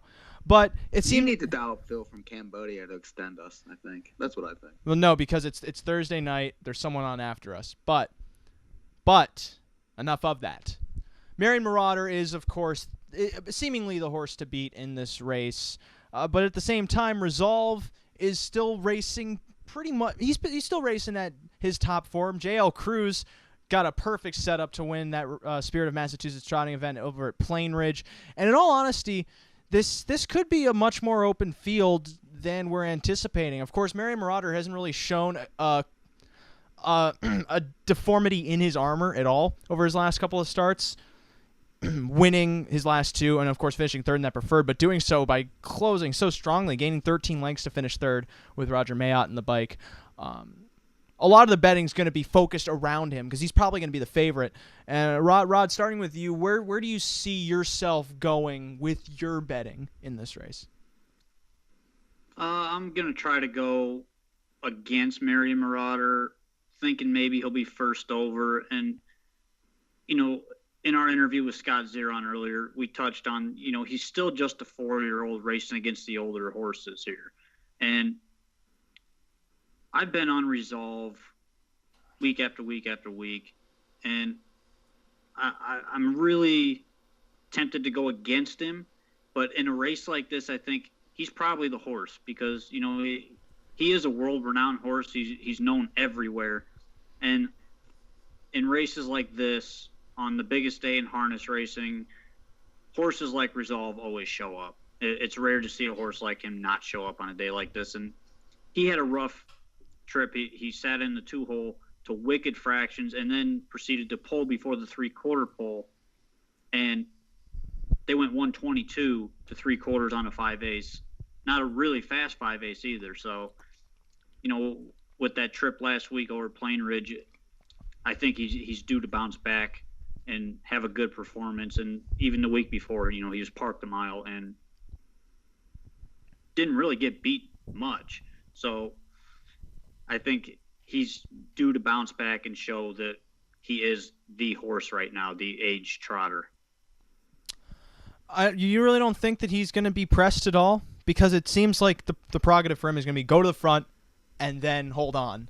But it seems like, too, he's going to have some pressure because this is there's a lot of speed in this race.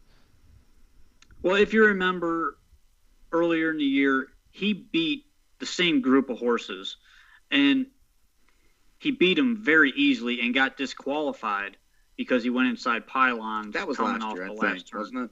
Was it last year? Yeah. That was last year. I don't know. It was months ago. Doesn't matter. Either way, he beat these horses. He's beaten these horses in the past, and I think on the big track, he's the horse to beat, in my opinion. And Marion Marauder is obviously the other horse. I feel like that's too simplistic a way to look at this because this seems like one of the races that really could pay off because people are seeing it the exact same way you are, but there are so many other routes you can take, and it sounds like Mike. Completely, I disagree with you totally. I don't Resolve in the past has looked almost invincible against these horses. But now, last 3 races, 1-9 from the rail at Northfield, lost. Okay, 4-5 going a mile and a quarter at Yonkers, albeit from the 8-hole, lost worse than this horse has lost in a long time. Then, is in a position to win in the Plain Ridge race, despite the fact that they went fast. This horse is capable of going fast. Lost again, so I find have a hard time taking this horse, especially at a short price when he's clearly not the same as he has been. There's others in here that have better chances, and there's others in here that aren't going to sit. Crazy Wow is better than he has been for a long time. And, I think he was on the wrong end of that Plain Ridge race where he had to cut it out going, that 53 4.5, and he just got beat, and he got beat less than the 2 did. But the horse I do like is the 8 Flanagan Memory, who's proven many times that he loves this place. He won this race 2 years in a row. He's been perfectly prepped into it. The 2 Mohawk races, first time was completely against it, and was really just given a race and came flying against a front-end racetrack. The second time, crushed the field without even really being asked, and then comes here to the Meadowlands, sits again, and flies home 26-3 while against it. So I feel like it sets up for him. The longer distance is a definite positive for him. He's won before. I think he can win again, and I like him quite a bit. Two things. One, we were just given permission to go over. So we're going over, folks. Longer show. Number two, about the John Cashman and the way I see it. Flanagan Memory is definitely a good contender, especially if a lot of the betting's focused on those inside few. Those inside few, of course, being Resolve and Marion Marauder. The three's going to be even money. I can tell you that right now. But there's also there are a lot of interesting horses on the outside. Flanagan Memory for one. Musical Rhythm if he can position himself, because although post 9 is not ideal in a mile and eighth race with 12 horses, well, at least A, you have the longer stretch, and B, he has the speed to position himself, and that's probably going to be the go for him, so he can at least put himself into the mix. And if that's the case, as long as he's up close, he should have a shot, and he's going to be ignored from the outside post again, along with the two big ones racing at the inside. Also, keep in mind, Luke Blaze, I keep saying this, but Luke Blaze has a really hot barn coming into this entire day, and looks like a Chippendale is coming in off a really great race over at the Meadowlands last week, grinding first over, kicking him in 27 and changed upset at 27-1, beating Flanagan Memory in that preferred when he was on his back last week. And he's another one too that he might be able to get off the gate, but he doesn't have as much speed as Musical Rhythm does to the inside, so he's definitely going to be a victim of the pace. His horse is a sitter. He's going to sit. Mm-hmm. And at the very least, he could definitely get into the mix at the end. And the same can be said for Obrigado from the second tier. And I always have a problem with these races, because when there's 12 horses, and sure, I know there's two decisive favorites, but when it comes down to everyone else being bet, I have no idea.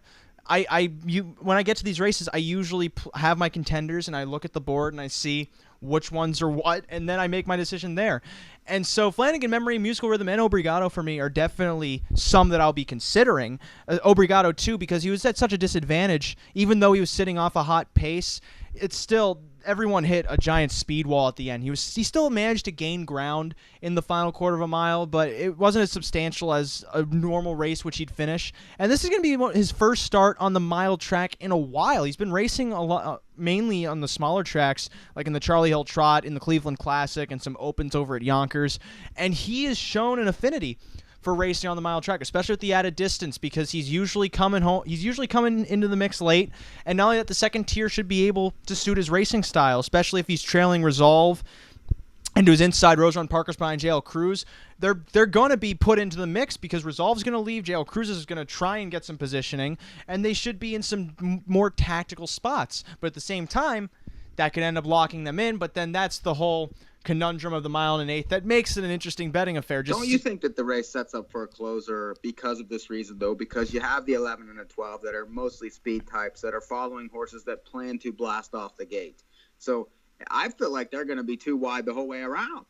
I mean, they always are. I don't see that you're going to see a single file 12-horse race going on. I feel like that they're going to be doubled up the whole way around, and then whoever can kick off cover is going to win the race. No, if you remember the Cashman last year, I think Resolve, I'm pretty sure, won it last year. And the way he won it was he was in that stalking spot. He kicked off cover, and he fanned into Obrigado. Obrigado was pushed a little bit more wide and ended up finishing second to Resolve. I remember that because I said before Obrigado was a good horse. He was like 9-1. It wasn't 12 horses last year, though. Yeah, it was. It was a mile and an eighth. Was it? Yeah.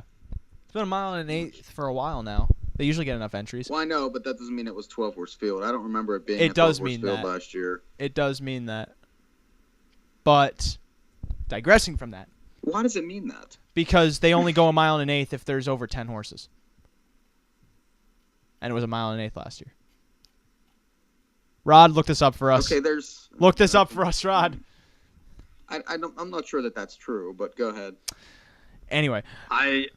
No, I think they make the race a mile and an eighth so that they can have 12 horses. Correct. It's not because they have 12 entered that they go a mile and an eighth. That's always that's the rule. You can That's false. Look at You're the wrong. condition sheet. I'm right. If there weren't 12 entries, it would be a mile. Okay. If there were 10, it'd be a mile. I know this. Trust me. Anybody can tweet in. You can that prove I'm it to right. me later. Let's go. Point being, the contenders I'm seeing in this race, I mean, the obvious ones are Marion Marauder and Resolve, but I'm definitely interested in Flanagan Memory. I'm definitely interested in Musical Rhythm, and I'm definitely interested in Obrigado, but I don't really know how the betting's going to be at this point to see where I should go. And even interestingly enough, too, Crazy Wow should be in a decent spot because as long as he gets off the gate, someone could take the lead from him. And if he's not on the lead, he's shown, hey, I can at least trot home somewhat nicely. He won the Cleveland Trotting Classic off a perfect trip, beat Resolve and Obrigado, could do it again here. This is totally going to be up to how the board is being played, and I wish I could offer more than that, but I don't really have much insight at this point. I never do, because these are hard races, and that's why they're usually so great to bet. Speaking of that, the next one is another mile and an eighth affair, this time with 12. There's 12 entered here. This is the Cane Pace. This one's going a mile and an eighth, $300,000 on the line. Earlier in the show, we had Tim Tetrick come on and talk about Huntsville. And, of course, more recently, we just had Marcus Miller on to talk about Chip Walther. But we also had Brian Brown ravingly described Down by the Seaside. Now, I agree that this horse seems to be coming into this race at his best form, but then he said that thing about the mud and the grass, and ooh, this horse might just explode. Like really, he might just be so loaded with pace that he just destroys them. Who knows? But that race in the Meadowlands Pace was definitely his best to date. That was a gigantic mile to finish second to Huntsville. And the one thing I'm wondering with Huntsville in this race is, what does he go off? Is he 4-1 again? Is he less? 4-1 on the one? What? No, on Down by the Seaside. Oh. No, he's going to be less in this race. Mm-hmm. He's 2-1.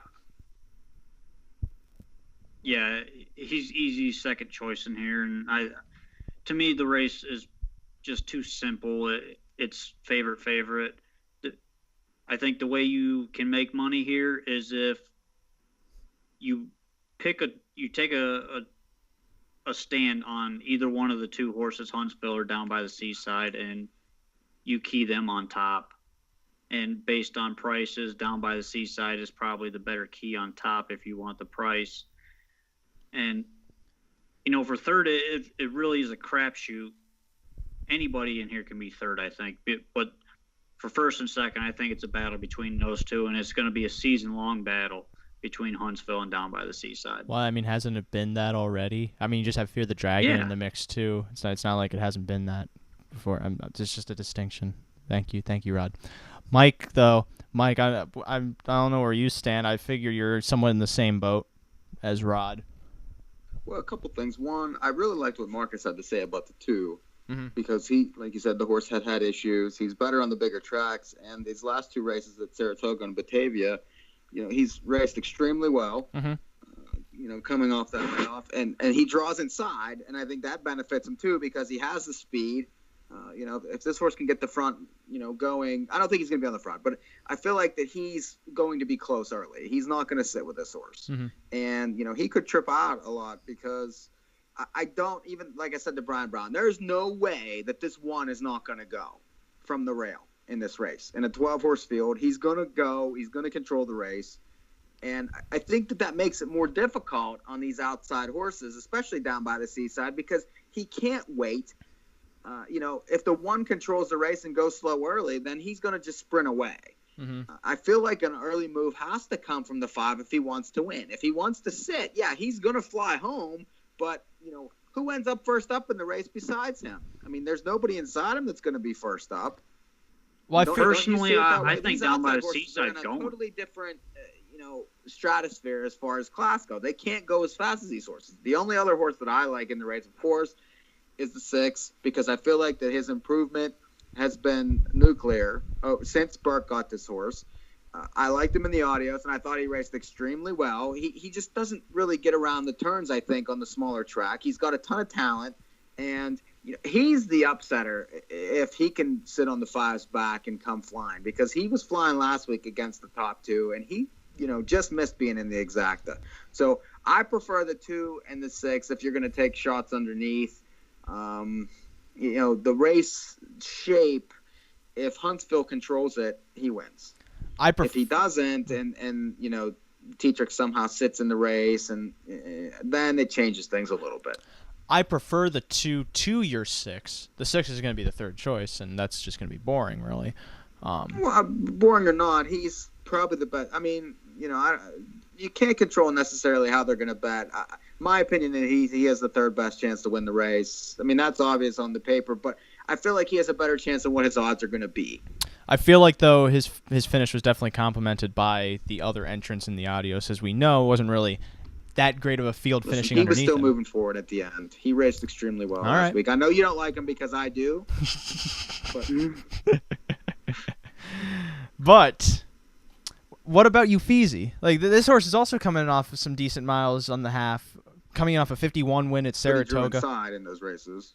But he still went first over, sitting off a fast pace. And if this race sets up to be a fast pace, as we think it will, he, too, could be carried into the mix. He's maybe for me. He's going to be long. And that's what matters. It only matters if he runs well. But that's the bet. You're betting that he might. Another horse I thought might be okay would be the 10, just because he's looked awful on the small track. He looked awful at the Meadows in that elimination. Gets back to the bigger track. He's going to sit and make one run. I don't know that he can win, but he could fill out supers again. But he still seems pretty hot. Broke in the North American Cup final. Broke in the Adios eliminations. Definitely gonna. He's not gonna be getting off the gate. So No, he's not. I mean, I see what you're saying. He's gonna be a big price too to complete that. So I wouldn't argue. Just Chip Walther is to the inside the more interesting value contender in my opinion, because there's two ways this race sets up. The way Mike sees it, where Huntsville and Down by the Seaside are just at each other's throats for the entire mile, and then both of them collapse into Atlantic City, and then someone else flies in and wins. Or Huntsville gets away, Down by the Seaside very gradually makes his way up to challenge, and then grinds his way up like he did in the Meadowlands pace, except he's parked for the entire mile in the 8th. That's another viable scenario. And whether or not Down by the Seaside can overcome that is basically whether or not you think his odds being 5-2 are worth taking. But you're going to get a lot more value on the other scenario, which also has a high probability of happening, which is all-out, gut-throat, speed battle to the death. And that's also way more fun to watch. That's how the Cane Paces turned out the last couple of years, including, well, not last year kind of did when Control the Moment won. Not last year. It was 2 years ago when Wiggle It Jiggle It was in it, right? And then Delta Winner flew off cover, came roaring into the race, won it like 20 or 50 to 1. That was a fun time. None of us had it. 50. But this race, if you're looking for value on the win end, you're betting on that scenario. You're seeing who can get carried into the mix. And Uffizi's definitely one that can. I'm interested. He has some good races here at the Meadowlands, even though his one win was up against non-winners of 2.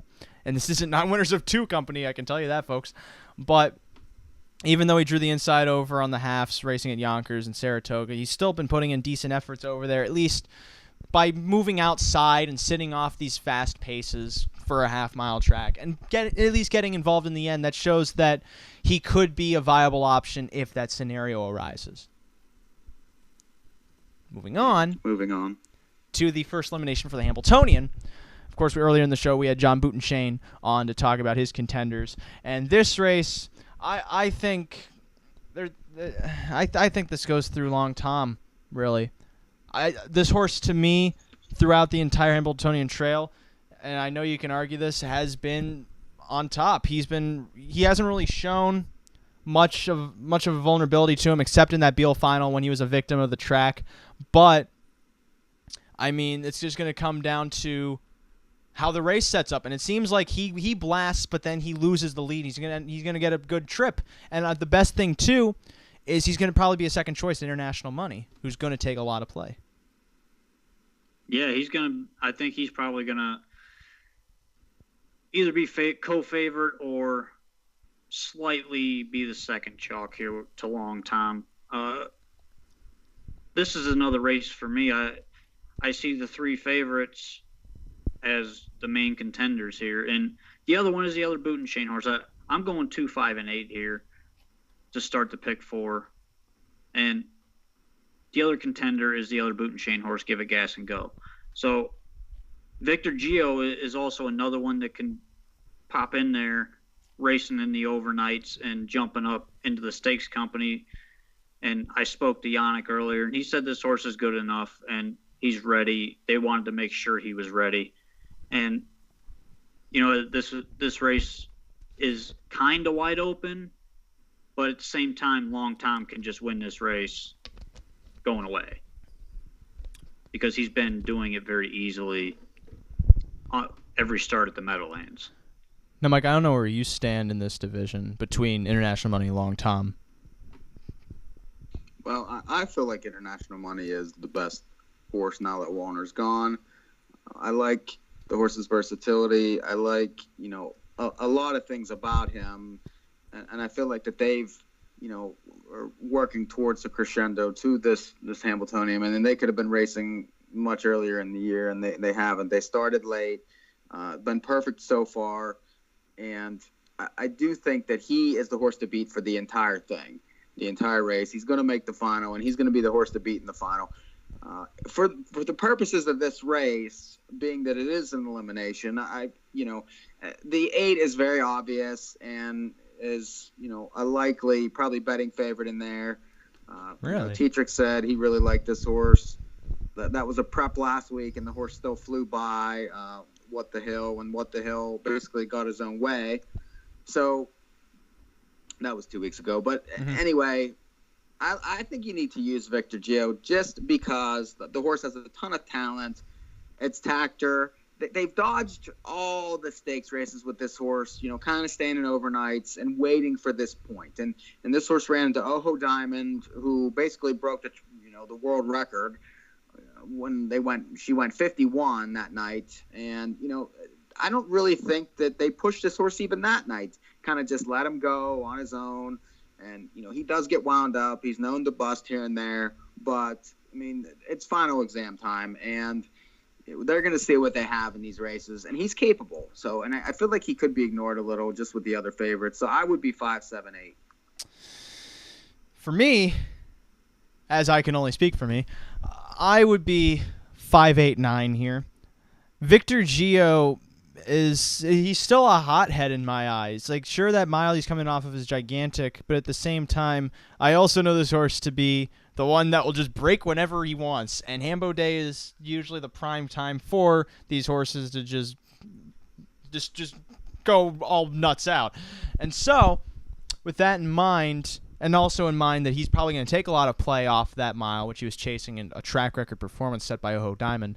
International Money being obvious, I still think Long Tom's going to be the second choice. I don't see International Money not being the favorite here. But I'm also using Jake because that race, his first start in a month, and for that race, which he did on the lead, since I've been following this horse, the lead has never really been his preferred place. He usually likes to sit off a helmet and do his work, but with an outside post, he has the speed to put himself into the race, and as long as he's not on the front and left on the front, it seems like he has a decent shot, and he'll be a decent price here too. So I'm 5, 8, 9, because this race starts the pick 4, $75,000 guaranteed pool, 50 cent minimum, 15% takeout for those of you who care.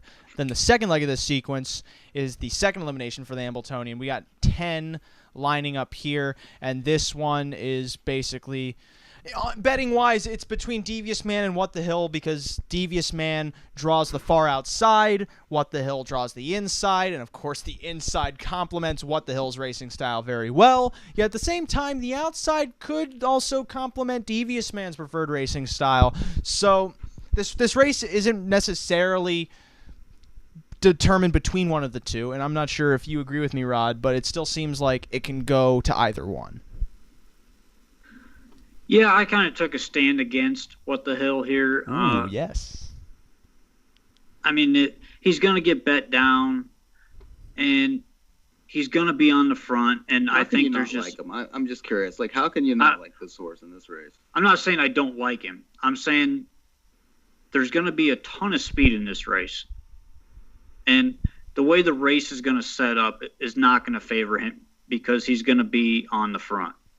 He's going to have to battle. And if you let somebody go, he's probably going to have to remove because it's not going to be Devious Man that comes running at him 100. I think Devious Man floats off the gate and tries to look for a spot, and even if he's first over, I'm okay with that. Dover Dan is the other horse that I'm using based on this speed bet, the potential speed battle that could happen here. And I think a lot of people are going to use What the Hill, Enterprise, Devious Man, and Achille DeHaris is another one that shows speed, but probably not going to go in this race. But Svanstedt on the 10 is going. I think he's going, and we all know how he likes to drive. He likes to go right to the front all the time. And there's nothing wrong with that, but in this race, it's gonna hurt What the Hill. And I think between all these horses showing some speed, it really plays against him for me in the betting and using him in the pick 4. I think it just sets up for a horse coming from off the pace a little bit. So that's why I just went 5 and 9 here. Mike? Well, I have a hard time getting away from the chalk just because I feel like that these, the 1, 6, and 9 are, the 3 class horses in the race.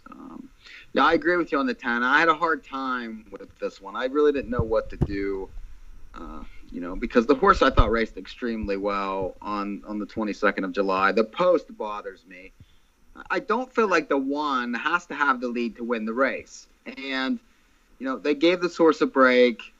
After that, 6 scratch out of the Beal elimination, basically. And the last 2 races I thought have been very good. The race off the qualifier in the Dancer got ran over by Long Tom, but that was off a layoff, and the horse made the front easy, and I thought was raced extremely well in that night. And then last week, basically just crushed a field that was overmatched. So now, here we are at the real, basically, the granddaddy, and I don't necessarily think he has to have the lead to win. He can sit, and he sat before and won. And you're right, they're going to go crazy outside here. The 8, 9, and 10 could be flying away from there because the 8's Yannick, the 9 has got to get away, and he's used to outside posts anyway, but he prefers to be up close. And then you have Swanson on the 10. So, and then you have the 6 who's been up front his entire life. You could be right. However, I feel like the 1 makes the last move to the front and then controls the race from there, and they're going to have a hard time, coming and getting him. I could be wrong about that. I just feel like there's too much class in the 1, 6, and 9 to really look elsewhere. The only other horse, you do make a good point on the 5. I do, this horse has had bad posts, and he is a closer, and it's Sears. Maybe I would need to change my ticket and include the 5 in the race. For me, Devious Man is the horse to beat here, and that's nothing creative. But at the same time, from that outside post, maybe you'll get a better price other than pure favoritism as he might have been from an inside post. I'm totally against What the Hill. He seems second tier to some of the better ones in this division, more specifically Long Tom, as he's frequently lost to in the past. But Long Tom's not in this race, and you can argue that. And not only that, he could end up getting a pocket trip Gazette for him, blah, blah, blah, blah, blah. But he's going to be the second choice, and I want to beat him because of that. I don't think he's worthy of that play because he's beatable. One horse I'm interested in, I end up using on the ticket, is 7 and 7, who's coming in off a 2-month layoff, basically. He hasn't raced since the Good Times final when he was third, kicking home strongly to finish third in 53 and 3, coming in 27 and change. Since then, he has 1 qualifier under his belt. He qualified against Jake, and he cut the fractions in that race. Ended up finishing second, crawling home in 29 and 4. But one thing I do know Thomas Duran for is he is light on his horses, and at the same time, too, I look back a couple years ago to when he sent Whiskey Tax into the Hambletonian. Now, albeit it wasn't 2 heats back then, but at the same time, Whiskey Tax just suddenly popped that day, and he ended up finishing second to Broadbond, albeit Man of Many Missions wiped out half the field when he went running down to the grandstand side. But I feel like this horse is going to... He should be overlooked, or else I don't know. People like betting him. I have nothing more to say about this horse besides I feel like he's going to be better than his lines show because he's fresh, making his 3rd start of the season, and Devious. But aside from those 2, I feel like you could really just take those 2. The Devious Man, this just seems like his race to win, seems like he's going to win, and there's nothing really else to say, so I'm 2-9. I would think about using the 5 in the race if you want closers. No. Okay. All right. I'm moving on to the Townsend Ackerman. This is a hard race because you have horses coming from everywhere in the 3-year-old division, from racing against older horses, from racing against low-class stakes horses. So this could be an interesting race. Who knows? But Rod, I'm going to start with you. I'm curious how you saw it because it seems like the obvious one in here is Yes Mickey, but at the same time, how strong of a favorite is he? I'm not real sure that he's a really strong favorite, and I'm not sure he's going to be a huge favorite either. I think there's going to be more money on the 3 Fly On, Andy and Julie Miller, than what people think. The horse is going to get bet. Has had terrible posts the last 3.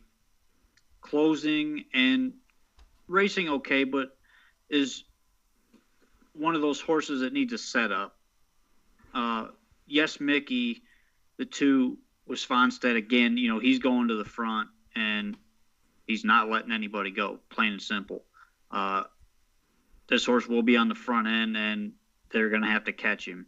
And if somebody decides to run at him, maybe Scotty Zeron with only passing through, he might go with that horse. And if he does, then this is going to be another race that sets up for a closer.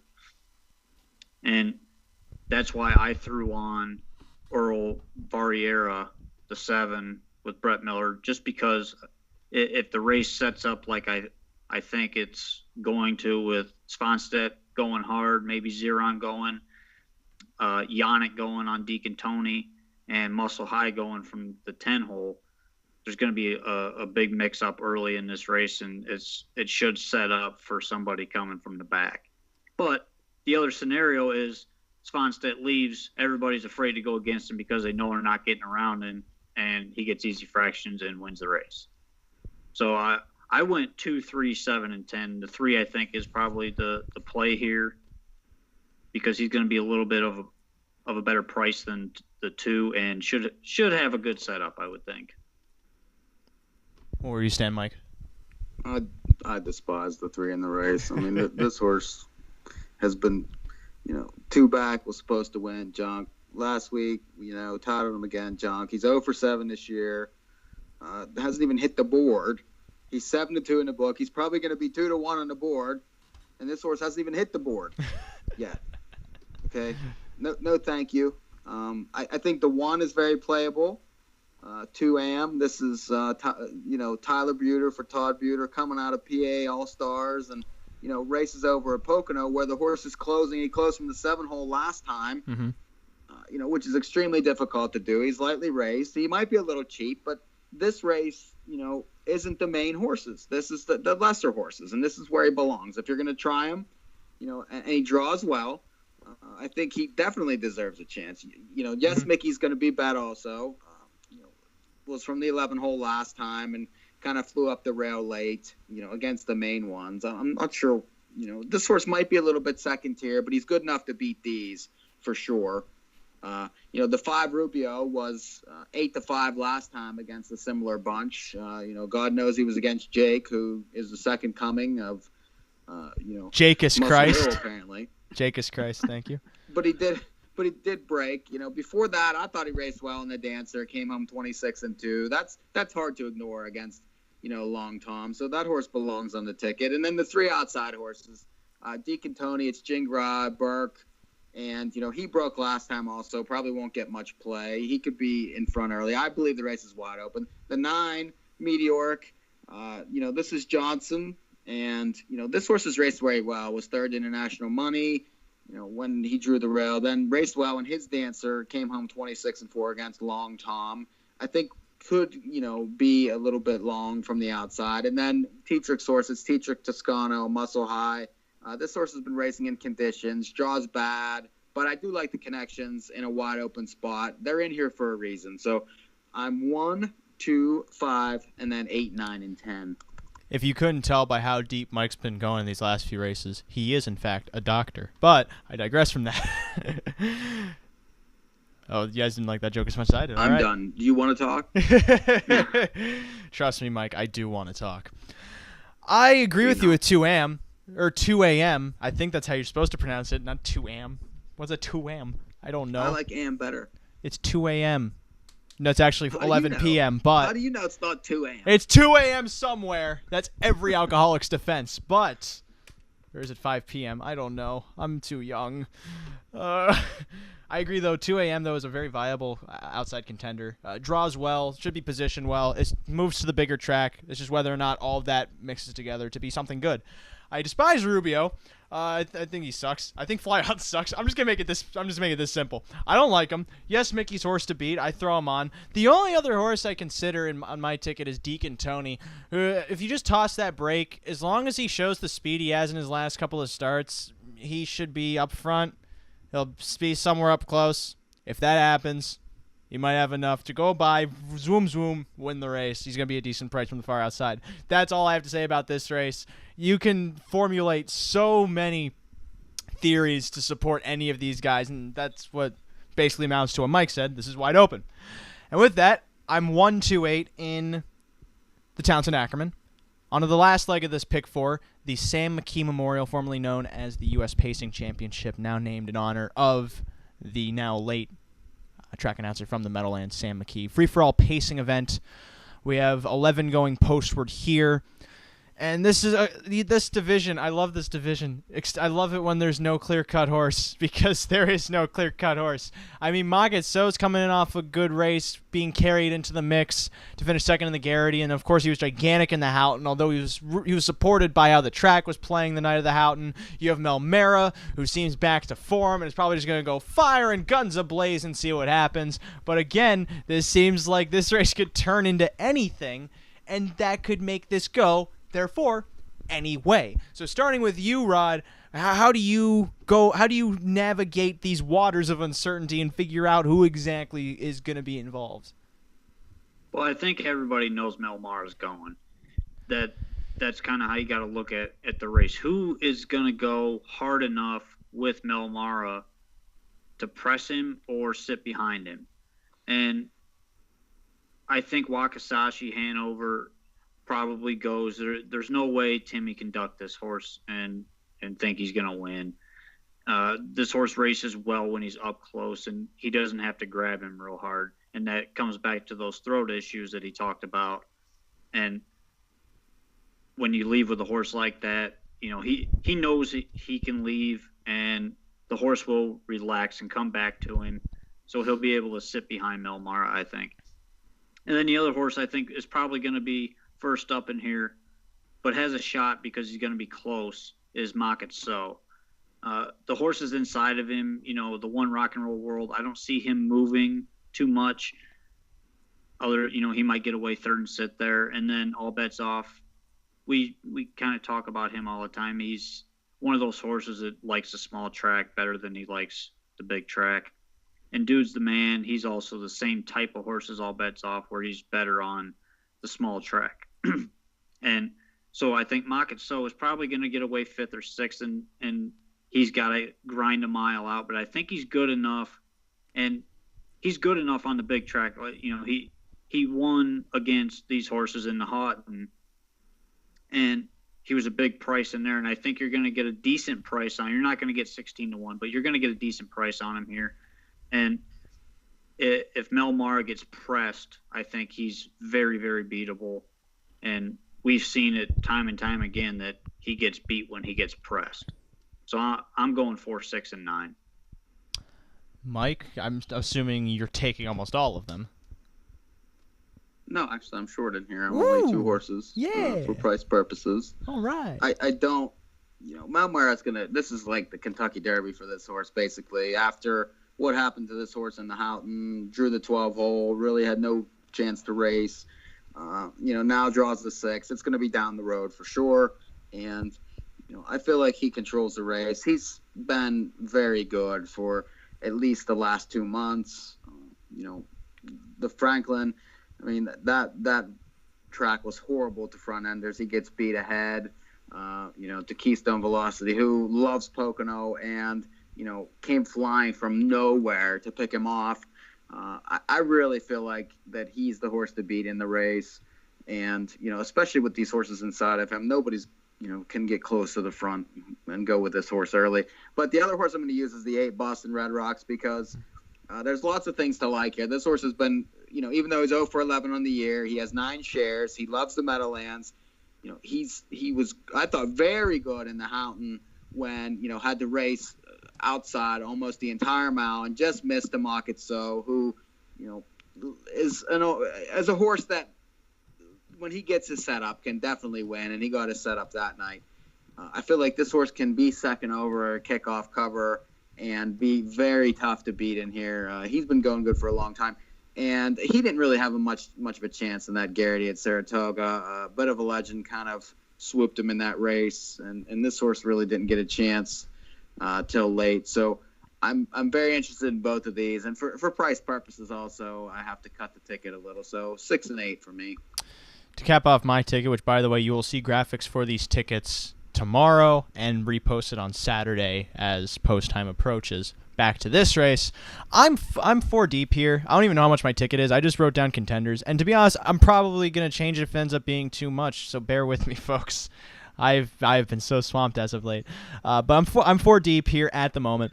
Starting with Market So, he's pretty obvious. If he's probably not going to get the setup he needs because he's going to end up being part of the setup for someone else. However, if the circumstance somehow arises, he could definitely pull it off. It's as simple as that. I'm interested in Check 6 now that he's going to be ignored, because this horse is notoriously good off a good trip. But the thing is in a lot of his previous starts, he hasn't had the prime setup that he needs. 2 starts ago in the Houghton, he was locked in the entire way, was only able to chase horses home with whatever room he could get, ended up finishing 6th.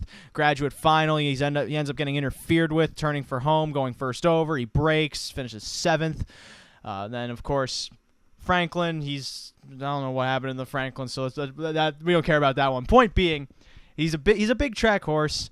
He's coming off a race at Pocono, which clearly he couldn't come from off the pace, because, it's Pocono Downs. That only happens whenever the werewolves are out in town, whatever they're doing, werewolf hijinks. And with that in mind, Check 6 could definitely get the setup, and he'll be a good price as well. I'm totally ignoring Malmera. I think he gets pressed to death here. Lion Snyder could be good off a trip. He proved that in the Franklin Consolation, although he had everything go his way in that race to win when he was 30-1. Since then, has just been kind of chasing horses, didn't really put in that grand of a performance in the Houghton, but still was again against the track, and then followed that up with a decent race in the Preferred to finish 4th to Malmera. I'm just curious if there is some kind of speed vacuum, what this horse could do, because he'll be forwardly placed. He'll be in a good spot. It's just going to be whether A, he gets out, or B, has enough to do anything. And then Boston Red Rocks is just racing too good to not win a race in 11 starts. He is at the top of his game, though his record will not show it yet. His earnings will. He's earned over $1 million. 4-year-old Pacer up against the free-for-all bunch, coming off a 3rd place finish in the Garrity. I think he was locked in, or at least he just had a bit awful trip. Point being, he was pressed. He was not pressed. They were really fast. 54 at Saratoga is bad, and that's bad. That's why he raced decently. But then, of course, his race in the Houghton, too, was very sharp, especially since he was coming from off the pace, grinding his way up to challenge Market So, but still just could not get by and finishing 2nd by a neck. He should get play, though, but still he may be valued depending on how hard they play Malmera. So that being said, I'm 4-5, 8-9 in this last leg, which makes my ticket go as follows. At the moment, I have to remember the numbers. I am 5-8-9 with the 2-9, with the 1-2-8, with the 4-5-7-8. I don't know what that costs. Those are the numbers. I don't have it written down. Rod, what's your ticket? Well, it's simple math. I'm not paying attention to what I'm saying. Rod, what's your ticket? 2-5-8 with 5-9 with 2-3-7-10 with 4-6-9. It's 36 for 50 cents. Mike, what's your ticket? 5-7-8. I'm adding the 5 in a second. Like 1-5-6-9 with 1-2-5, 8-9-10 with 6-8. Now, I thought about going to take a short break and play the Yannick Gingras interview, but I'm also realizing that it's probably past way most people's bedtimes, so let's just keep rolling through these races up through the Hambletonian Oaks $500,000 stakes event. Of course, goes through Ariana G. Now, the question I pose is, do you guys try? Do you even attempt to beat her? Nope. Mike? It's difficult. I do like Magic Presto some because I feel like she's the next best thing, but Ariana G's just really, really good. I mean, and she probably could go in the Hambo and would be 3-1. So in here, she's 2-5. I don't know that I would want to waste too much money. I thought Dream Together raced well whenever she finally figured it out last week. She was not good on the turn. When it straightened out, she flew home in 27-3 and looked better, but still looked inferior. So the two underneath I'm very chalky, 2 and 5. I really don't have a lot to offer in here. Maybe the 10 to fill out some tries. So, but it looks like the favorite. Yeah, something really weird would have to happen. They would have to all conspire to make sure Ariana G has no room to race and therefore ends up losing the race. Yet somehow, even last week he sat with her and she still won. I was going to say somehow she might still win the race, and they'd go, "What? How'd that happen?" That's the exact tone of voice they'd have doing it. But for me, this is basically who can complete the underneath parts and at least make the race somewhat playable. Now, starting with Southwind Avanti, I don't know. I feel like this horse is going to get played because of how rapidly she's improving, and her effort in the Hambletonian Oaks elimination to finish third is certainly eye-catching. At the same time, though, the betting's definitely going to be Ariana G first choice, Magic Presto second, Dream Together third. And with that in mind, that puts Southwind Avanti still at a pretty decent price if you also throw in Feed Your Head as a potential fourth choice, seeing as she could have beaten Magic Presto if she didn't drift out late in the stretch. Say what you will, that did happen. But Southwind Avanti is definitely going to be getting into the mix late, and this is probably going to be a race that's a lot of the underneath is told by late pace. And that's also why a lot of people are going to go for Dream Together, because she's been showing a lot of late pace as of late. As if I could say late any more in that sentence. But then to contradict that, Feed Your Head should be positioned well enough where she should at least still be able to be involved. She's going to get off the gate, no doubt. Maybe gets the lead. I don't really know how she gets away, whether she gets the lead or not, because Fine Tune Lady, she should have just blasted, but it didn't seem like she had it in her in the elimination, or maybe they wanted to see what she was capable of tactically, and realizing that she's not capable of much, they might just go blasting with her. Who knows? But I know that I'm not using her on anything. However, Feed Your Head's still going to be up front, and in the event that the pace ends up being actually boring, should be involved when Ariana G comes and wins in 50-4. Finally, well, actually, not finally. There's two more interesting contenders. First off, Sunshine Delight, worth mentioning. Finished third at 100-1 after putting herself into the mix. Of course, she could end up getting passed by a bunch of real speedsters, but I also remember she really popped on Breeders' Crown Night as a 2-year-old, grinding first over. I forget if she hit the board or not, but she still was somehow involved, and I wasn't really expecting that. And maybe something like that could happen again, because it's Hambo Day. Who cares? Anything could happen. It's chaos's playground, basically. And last of all, on the far outside, going to get ignored, Dream Baby Dream from post 10. It still seems like as long as she's able to somehow position herself from the outside, she has the speed to do it. She has the speed to get off the gate, but at the same time, so many horses to the inside are going to be using their tactical speed too. So it's going to be how quickly can she kick home? And the answer is maybe enough to end up hitting the triple and be like 80-1. Who knows? I don't. That's why it's a guess, and that's why she's kind of a contender. But this race really, on the wind end, it's Ariana G, but then you have some options underneath. And I say all of this just to have it come in favorite, second choice, third choice in the end, and none of what I said matters. Pretty much. Of course. A good exacta might be, just if you like the two to be second, just hammer 4-2. I don't think it's gonna be. You might get 15-1 there. You might get a $30 return on that exacta. No, I think so. It's possible. No. I think it's going to be, I'm going to be more specific, $9.60. Okay, whatever. And then pick me to death. You guys don't appreciate anything I say. Hambletonian, that draws on Saturday. Other than what we've talked about in the eliminations, it seems like a lot of I don't really have any doubts about these horses going 2 heats. It seems a lot of them are very capable of it. I don't have any qualms with any of them when they're put into that situation. It seems like a lot of them might improve, as a matter of fact.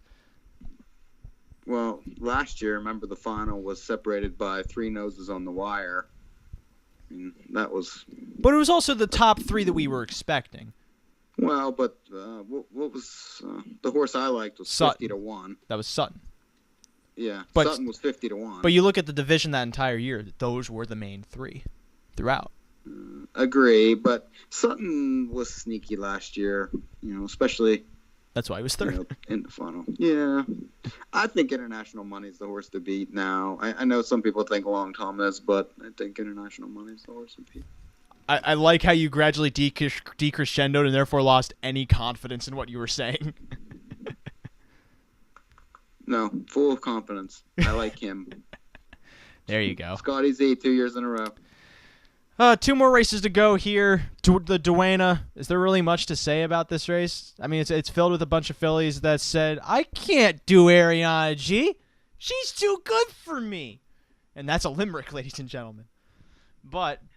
Yeah, that's basically what this race is. although, ice attraction from the outside, if she doesn't cut the mile and she doesn't go 53, is she interesting at a price? Maybe. Yeah, she's okay. I think she's probably going to get out of there because Svanstedt's driving once again. And, he likes to leave with everything, and especially from the outside, he knows he has to leave. So, What's wrong with the 9 in the race?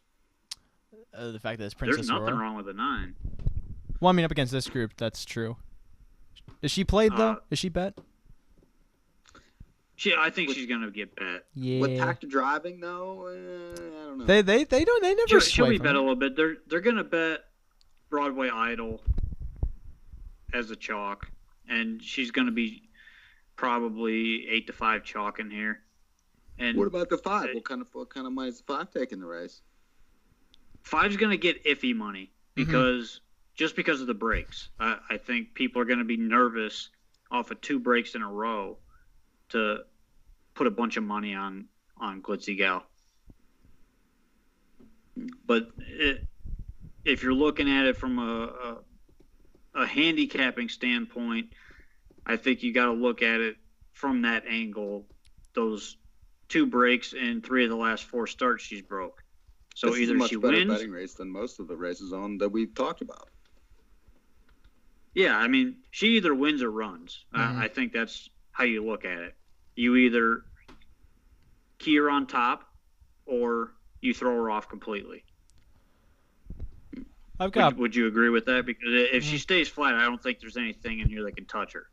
She looked awful last week. And the week She did. before. And then, not the week before that, because she won 51-2, but the week before that, don't even talk about it. No, I thought she looked uncomfortable the entire time last week. I mean, he could barely hold her together the whole way around. Mm-hmm. Yeah. Yeah, she just seemed like she was a little mouth tentative. The more he tried to grab into her, and he tried to let her roll a little bit, and she still just lost her footing and took off running. I think if they calm her down a little bit this week, she's one to watch in the post parade. If she looks, It is Hambo Day, though. Yeah. Yeah, if she looks calm in the post parade, even halfway calm, because last week she was just all ramped up in the post Right, parade. you're going to be at the track. You could let us know how she warms up in between all your 27 articles you have to write. I mean, I also don't have to. There's that Thanks. angle, too. Thanks. You have the feed.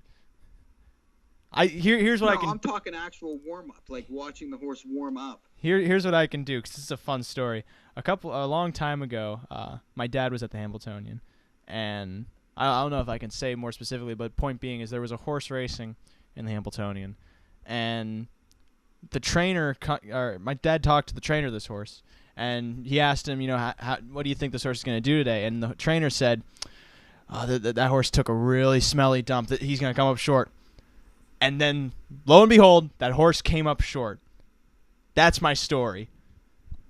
I'll give you a hint. Fabulous. That was the year Amigo Hall won, but I can sniff their droppings if that's really what you want. Let's sniff the next race. I have a price for you, though, in this race. I raise you a price. Do with it what you will. Coincidentally, from the same connections of Trolley, and if you look more deeply into the name, it makes sense that the horse is named No Bus for Us, because obviously they have a trolley. But this is a lightly raced filly, and that's also why I draw the parallels to Trolley, because he was lightly raced when he was coming up against the big guys in the Earl Beal and such last year. But she's coming off some decent miles over at Pocono. She scratched sick from a race at the Meadowlands, so she never got a chance to race on the mile track, and it seems like the mile might suit her. She was second to Fine Tune Lady back on July 11th in a division of the All-Stars, riding cover, kicking home strongly, and then she was the favorite against the non-winners of fives. Maybe gets overlooked because she's not coming out of stakes like the Arden Downs or the Tompkins Gears, the Del Miller Memorial, or the Hambo Oaks like a lot of these other fillies are. Okay. It's an all right play, I guess. Finally. I do like the fact that the horse has been closing at Pocono from outside posts. That is a very good angle. It would have been good to ask Marcus about this horse, perhaps when we had him on the phone. Why do you have to say that so rudely? Why do you say it so hostilely? I was too busy being berated by my pouring out of my soul being awful. We're already a half hour over. We couldn't ask any more questions. Yeah. One more race we still to have talk. 2 interviews to go. Well, one more thing to talk about before. Wonder who called that. One more thing to talk about before everyone chokes on your cynicism. The Lady Liberty, $200,000 stake event, and this one's basically first off. And I keep saying first off, but this race really is. You got to bet against Nike Franco, and you have to realize that you're betting against Nike Franco not being the best. And at the same time, you're going to get some decent prices on the horses because of that. So starting with you, Rod, I feel like this is, once again, you're going for Pure Country. Yes, I am. Of course. There's no chance I'm getting off this horse now. Made the driver switch last week to Mark McDonald and gets him back this week.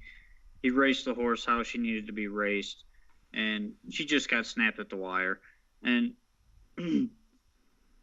went bigger fractions than I thought she was going to go in that race, and I think that's why Nike Franco came up and snapped her right at the wire.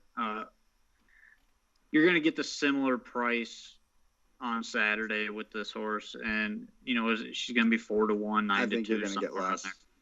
I think you got to get less in here, don't you? Well, I think just because they're going to bet Nike Franco again. I mean, Nike Franco's going to be bet off the board, just like she was last time, and it's really the same group. So, Pure Country to me, she's the speed in the race. Medusa shows some speed, but she's a small track mare. She's also raced 20 times already this year. Yeah, I mean, she makes a lot of money. This one. Pure Country is the speed. If Pure Country gets the front and gets that second quarter in 28, I think the race is over. If she gets 1:28 quarter in here, I think she runs off. Medusa's made $200,000 this year. Pure Country's made $37,000. Pure Country's raced 6 times, and someone can pressure her. I'm just saying. You're saying that is like the worst defense to not take her. Although, if you're using that as an argument, I think Pure Country was huge last week. I would be more worried about a bounce than anything else. I thought that she needed to win that race. I mean, she had it her own way. She still came home 26-2 and got run down. Yeah. By a horse that came home 25-4. I mean, if she can't win from there, how's she going to win anything? Because it's Hambo Day. Anything can happen. I mean, you can't say it wasn't a good race on her part. I thought it was a fantastic race, and she still didn't win. Yeah, she got beat by a horse that had perfect cover all the way around. Had a golden trip and just snapped her, basically. Okay, but you know what? And if you're going to play Nike Franco, she had an okay trip. I mean, she was on the front. She got run at that third quarter a little bit. But if you're going to play Nike Franco, I mean, there's no point in playing the race because she's going to be 3-5 or better. I mean, and you want to take 3-1 on the 3, who had a setup last time and still couldn't win. I don't know. I feel like it's a bad race to bet. I don't like it, and I would rather sit than play. I do like the 2 underneath because I think that she's going to be completely ignored in the race with the 1, the 3, the 5, the 6, who always takes money, the 7, the 8. I mean, there's nothing wrong with the 2 in the race. She was very good back in the Blue Chip Matchmaker Series, too, earlier this year, really able to put herself into the mix and could be sitting on that helmet to Pure Country. And she's a pure closer when she really wants to be. I mean, this horse can sit and come late, and that might set up that way to pick up pieces for – I'm not saying she can win the race, but I just feel like that she can get a chunk. I feel it. Yeah, she has potential. She's going to be a great price to do that. Call Me Queen Bee could put in the race of her life here, too, with the right setup. I don't know. I don't really like her much in the race. I liked her at 2 back, and she just – I don't know. I'm not a fan. You're afraid to give her excuses. She's up against tougher horses. That's the breaks. The 3-year-old filly division last year was not necessarily the strongest. Pure Country was just more developed than the other ones at the time. Where's even Darling on the Beach at this point? I totally forgot. But this is besides Nike Franco, it's you have to determine whether it's worth it to beat her or not, and you have options. Call Me Queen Bee certainly has the potential with the right trip, but that's the thing is you're purely conjecturing. There's no evidence of these horses being able to beat her off these trips because she's just been so dominant, and that could either help you get a decent price in this race, or that will just say that Nike Franco is so much better than all these horses. Who knows? My problem is this. Okay. If you were going to get her, you were probably going to get her last week in a prep from the 8-hole, from no man's land, and still came home 25-4 to pick you off. And now they're going for real money, and she's not going to sit back and just let him walk in the front. She's going to be on this horse's back, and when it's time to come calling, it's going to be over. Just my opinion. What if, and here's a theory, what if Nike Franco gets the lead and Pure Country says, girl. With McDonald? You think McDonald's not going to get the 3 to the front? Maybe they do. I don't know. I'm just raising a question. I'm getting ready to be in Jersey. I'm just raising a question here. All right, let's hear what other people have to say. We've talked enough. With that, and Mike being already irritated about everything in his life, myself included. You know how true that is. That makes me feel so sad. I may just end it all tonight. I don't know. But first off, I want to encourage you out there to go give my album a try. Don't say anything about it. I just listen to it. That's all I ask. Make fun of me afterwards. Just at least hear what I have to say, if I even have to say anything. And then make fun of me. From there, that album, of course, so I've decided to record a comedy album, which apparently no one understands it. That's why everyone's making fun of it at this point. That's exactly what you want to insult the people listening to it. I'm already so good at this job. But that's available on YouTube and on Bandcamp at raycotolo.bandcamp.com. For now, I have been Ray Cotolo. He's Rod Allums Jr. He's Mike Pribozie. Our job on the show is now completed. And to take us off, please enjoy recorded interviews from earlier today from Yannick Gingras and Scott Zeron in that order. Thank you for joining us here on a special edition of North American Harness Update. A very impromptu, really, on a Thursday night. We're usually on Fridays. If you're at the Hambletonian, I will be there on Friday night and Saturday for the big day. So if you see me or my hair, say hi. I won't make fun of you unless I truly don't like you, which I don't. I like people. I may just see something. I gotta say something. I see something. I gotta say something. I'm getting ready for Jersey, folks. Yannick Gingras and Scott Zeron to take us out. Thank you very much for joining. I have been Ray Cotolo. The big question that everybody wants to know: do you know any insight onto the decision to leave Ariana G in the Oaks instead of going into the Hambletonian after the Wallner scratch? It was definitely thought about and talked about for a long time. You know what I mean? It's not something that the owners or Jimmy and took lightly. You know what I mean? Something that was discussed for a long time. At the end of the day, part of the reason was, you're guaranteed post 1 through 5 in the Oaks, versus, you're going to the Hambletonian, you're at mercy of the draw. We looked at the numbers of it altogether. We looked at what we could come up with, honestly, if it was going to be like 21, 22, then you're thinking like, well, maybe 3 short fields, you know what I mean? Like then you don't have a real bad post, but we could always come up with, between 16 and 20, you know what I mean? That's basically what we would come up with. So we knew there would again be some big field. So it was part of the decision. The decision is, the 2 eats, no doubt. You know what I mean? It's early still in the season. It's, she has a lot of stake races left, at the end of the year. So the 2 eats was probably the biggest factor. Had we known it was 1 dash for the cash, I can say 99.9% chances, 1 dash for the cash should have been against the boys. But, and we would have rolled the dice for the post position. But, at the end of the day, that's the decision they made. Second question, how much do you emphasize program prep for these stake races, such as the Hambletonian and the free-for-all with the older pacers, versus knowing the horses that you're driving in those races? You mean studying the programs and stuff? Yeah. No, at this point, you know what I mean? Like, yeah, I'll look at it like a few minutes before, but I know all these horses like in the back of my hand, you know what I mean? That's, been racing against them for 2 years, most of them 3 years, some. You know the horses. I personally don't need to look at the program. I know that what they've been doing.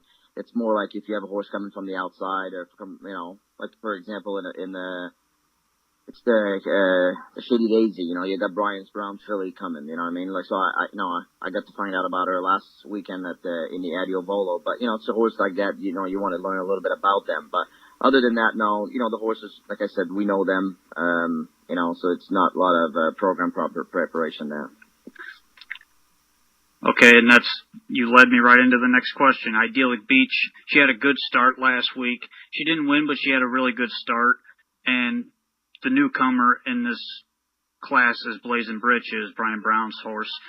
And she's coming in pretty confident. She's only lost 1 race all year. And I just want to know, how do you judge that race with Blazing Britches in there, knowing that she has early speed, but at the same time, this is really her first stiff competition of the year? Well, I don't know. I thought she beat some good fillies last week. She beat Betters Up. She come first up at her and clear up the backstretch. I really respect that filly. I think she's a tough filly as well. Idyllic Beach, she's coming into the race sharp. I thought she raced really good in the Mistletoe Chalet. She just run into, Agent Q is a killer right now. She just couldn't get to her. And I was really liking my chances turning for home, with the trip I was getting. But the other horse just proved to be better that day. But I think all of Jimmy's barn is all turning the corner. The whole barn was not fully healthy 3-4 weeks ago. And then last week, 10 days, all the horses are all racing better. And they're all getting a little stronger. So I'm hoping that my filly's even a little better than she was in the Mistletoe Chalet. And no doubt, Brian Brown's filly is, we're the 2 horses to beat. It's just depend which one's going to come up sharper that day and which one has a better trip. All right, now Hannelore Hanover, she's been good all season yet again. Great racehorse. She had a tough trip against the boys over at Plain Ridge last time. Do you think she'll bounce back after the ship up to Plain Ridge and that tough race? Yeah, honestly, the tough race, I think Resolve and Crazy Wild got the tough race. I think, we let them, we were a little too close to the fire, but we weren't the one making 49. All the pace and stuff, So, no, I was happy with the trip I got. Just she struggles in the turn a little too much and over there, and that's what cost her the race. Yeah, I don't see a problem at all with for this week. I think she's coming to the race good, and I think Meadowlands is her favorite track. So hopefully all systems are go for her. Victor Jowett, he's been racing against the aged horses. It's his first stake start of the season. It was a good prep last week. That was also a track record mile. Did you kind of have any insight with Jimmy to know that this horse was ready for the Hambo, or had he already made a decision prior to last week's start, knowing that was going to be a prep race for this week? Well, yeah, I mean, this horse has been a project all along for Jimmy. You know, I really, really liked him early last season. He qualified really good, and he was one of the favorites for the Peter Houghton last year. You know, he had a huge, tough trip in the final, and he kind of fell apart after that. You know what I mean? Like sometimes he can be a little bit his own worst enemy. You know, he can go really fast, but you know, he's French bred, and well, I know it's Italian, but you know, Ready Cash, French sire. And, you know, they're a little bit tricky sometimes. It took a long time to get him back to where we needed him to be. But, Jimmy took his time with him this season. Kept him at the Meadowlands and, raced him in overnights and tried to, to get his brain to be, perfectly in sync with his body. And, they did tell me last time, when I raced him, they told me he was ready. You know, they think, he's coming around, and he was, he was better than he had been all year. So, and I was really pleased with him. You know, it was like you said, it was a world record mile, and he kept on coming. You know, he wasn't, he's a horse that doesn't get tired. You know what I mean? Like, he'll keep going all day long.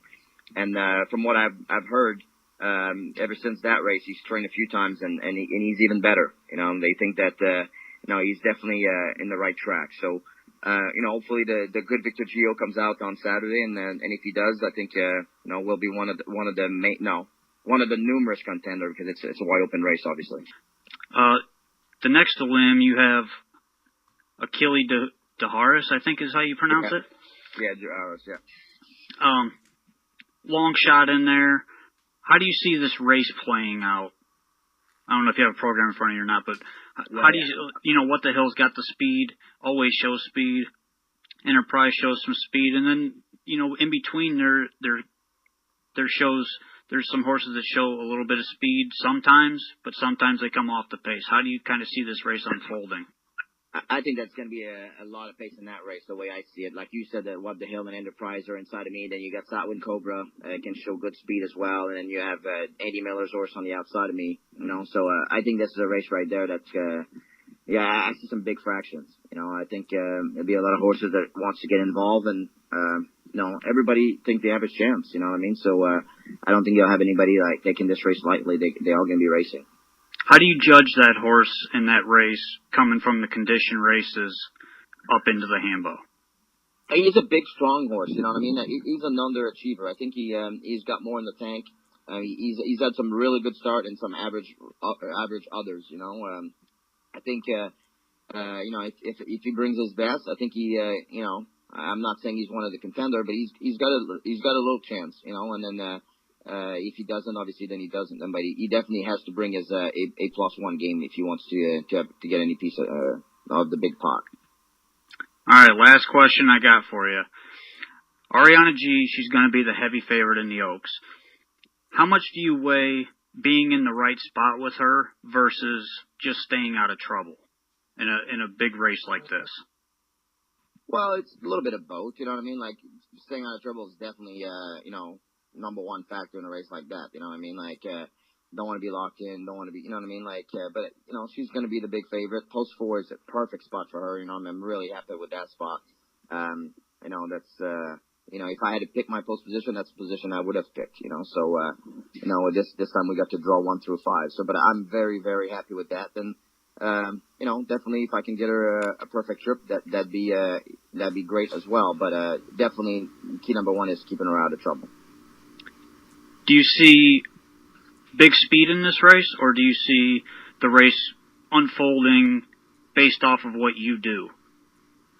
No, there's going to be speed, no doubt. You know what I mean? If you look at the outside, Butenschoen's filly that Corey drives, she's a speed horse. And then you have Feed Your Head's speed horse as well. And then Sunshine Delight showed some really good speed last week with Brett Miller. So, those are 3 outside horses. So I see... quite a few horses moving forward, and we're definitely going to be going forward as well. So I definitely think there's going to be some speed into the race for sure. And now for Scott Zeron. That not only I raved about, but we raved about, and you raved about even more when you won the Hambletonian with him. Coming into his 4-year-old season, he's been racing up against 4-year-olds mainly. Now he's making his first start against the free-for-allers. Do you feel like that's going to be any of a concern? No, I think, you don't want to say it'll help him, but I feel like the tempo of the race and being against those types of horses where he doesn't have to do a lot more work being first up and things like that, I think it'll help him. obviously curious to see how he's going to be able to handle. Just, you don't think about it when you turn towards those types of horses. You don't think about the time being fast. You just think it's mentally, they know they're in a little bit tougher. They know these horses, they don't get tired, and it'll be interesting. The horse gives me 110% every time he's out there, so I know I'm going to get a good effort, but it's going to be up to me in the 12-horse field to really try and stick handle and give him that trip that gives him the best opportunity to win, but I believe he can win. So have we really seen all of Marion Marauder in his 4-year-old efforts, or have those wins been as easy as they've appeared? They've been fairly easy, and he's matured a lot mentally from his 3-year-old season to now 4, where before I'd have to watch a little bit when I would take off past the front runner. He'd just kind of wait on the outside and just, do exactly what he had to and not a whole lot more. Mm-hmm. And this year he seems to accelerate even more so. I don't have to worry about those types of things. And he's had a nice, comfortable start to the year. They've managed him correctly in racing against the 4-year-olds. And this is probably, they had a choice to go to Plain Ridge last week, and that had been his first start against the aged horses. And I think they made the right decision. This will be the way we find out against the Castro. Yeah, I'd like to jump in. Scotty, he raced that race in that preferred against some of the older ones at Mohawk there. Was that more of a prep? Was that the playing there, just he kind of just sat and made that one move at the end, or was there kind of bigger aspirations just to see what he could do against the olders in that race? I don't think that was the case. I think they just had to get a start into him. It was going to be too big of a gap in between starts, and Roger Matt, he did a good job at trying to not empty him out and squeeze the lemon, and he just wanted. I think I wasn't there. I think they just wanted forward progress. They wanted to make sure he had a good spot, and if he was in a nice spot to win the race, go ahead and win the race type thing. But he was just a little bit far out of it, and if you watch the race, I'm sure you did, he gave a hell of an effort to gain the ground he did down the lane, and I'm sure the horse still felt like he won, even though he did. Yeah, I'll add on to what Mike was asking. In this race particularly, it's a 12-horse field, so you have 2 trailers in here, but you have the 3-hole, which means both of those trailers are directly inside of you. How does that affect you off the gate? I mean, obviously, Marion Marauder doesn't leave a lot, so I'm assuming you're probably going to take back in behind those 2 trailers, but at the same time, you also have to kind of pay attention to the 1 and the 2 to where they get away, so you don't get away too far back. Am I right about that? You would be mistaken, because there's no way I'm getting behind the 11 and 12, because if I do something like that, I could get away 11 and 12. So, having a 3-hole gives me options. I know he's not the horse that's going to go 25 seconds off the gate, but he's also one that can position himself nicely. Mm-hmm. Having resolve just inside of me will really tell me what route I should take. I think Aki's going to drive very aggressive, and if he does that, a lot of people kind of want to follow Marauder. He's a great horse to follow. So, I don't worry about getting parked out 3-4 wide type thing. I think he'll fold in nicely. It's just it's gonna be difficult to know what the horses all to the outside of me are doing, because a lot of them aren't ducking behind the 11 and 12. They'd rather just sit out parked mid-pack. I mean, that's the goal. Everybody wants to be in that race, to just be parked the whole mile, but sit in the mid-pack and in the flow. So my job is going to be to make sure I'm in that spot and not be the one parked the whole mile first up. And that's it. Do you feel like that the guys, I mean, obviously they probably should, but in these bigger races for the bigger money, I mean, they're not going to make it easy on you. They're gonna make you go hard because they have to beat you. If they let you trip out, you're going to run them over.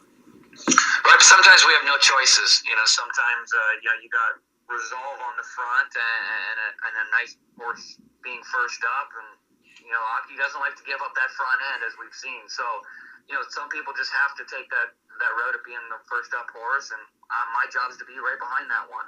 Obviously, if I could be the second over behind a very good horse, that's where I want to be.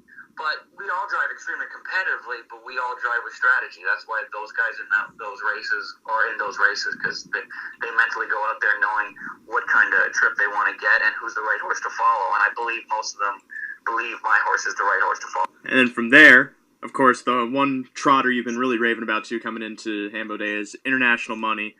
I, of course, know how much of an honor it is for you to drive a horse not only so regally bred, but for the connections of the Antonaccis, especially with all they've been through coming into this.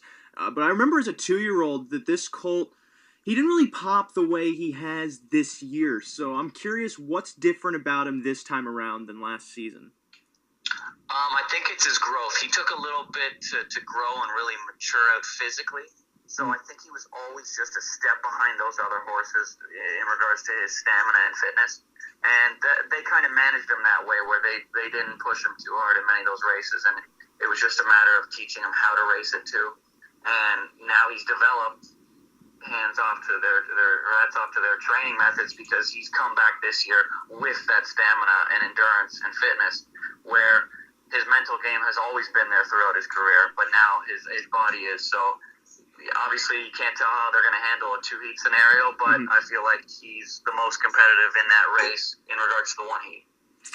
What was interesting too, especially last season, is you seem to have a lot of freedom with how you could race Marion Marauder. You kind of in that situation again this year with international money. Is he fairly easy to drive, and you can kind of position wherever you need to?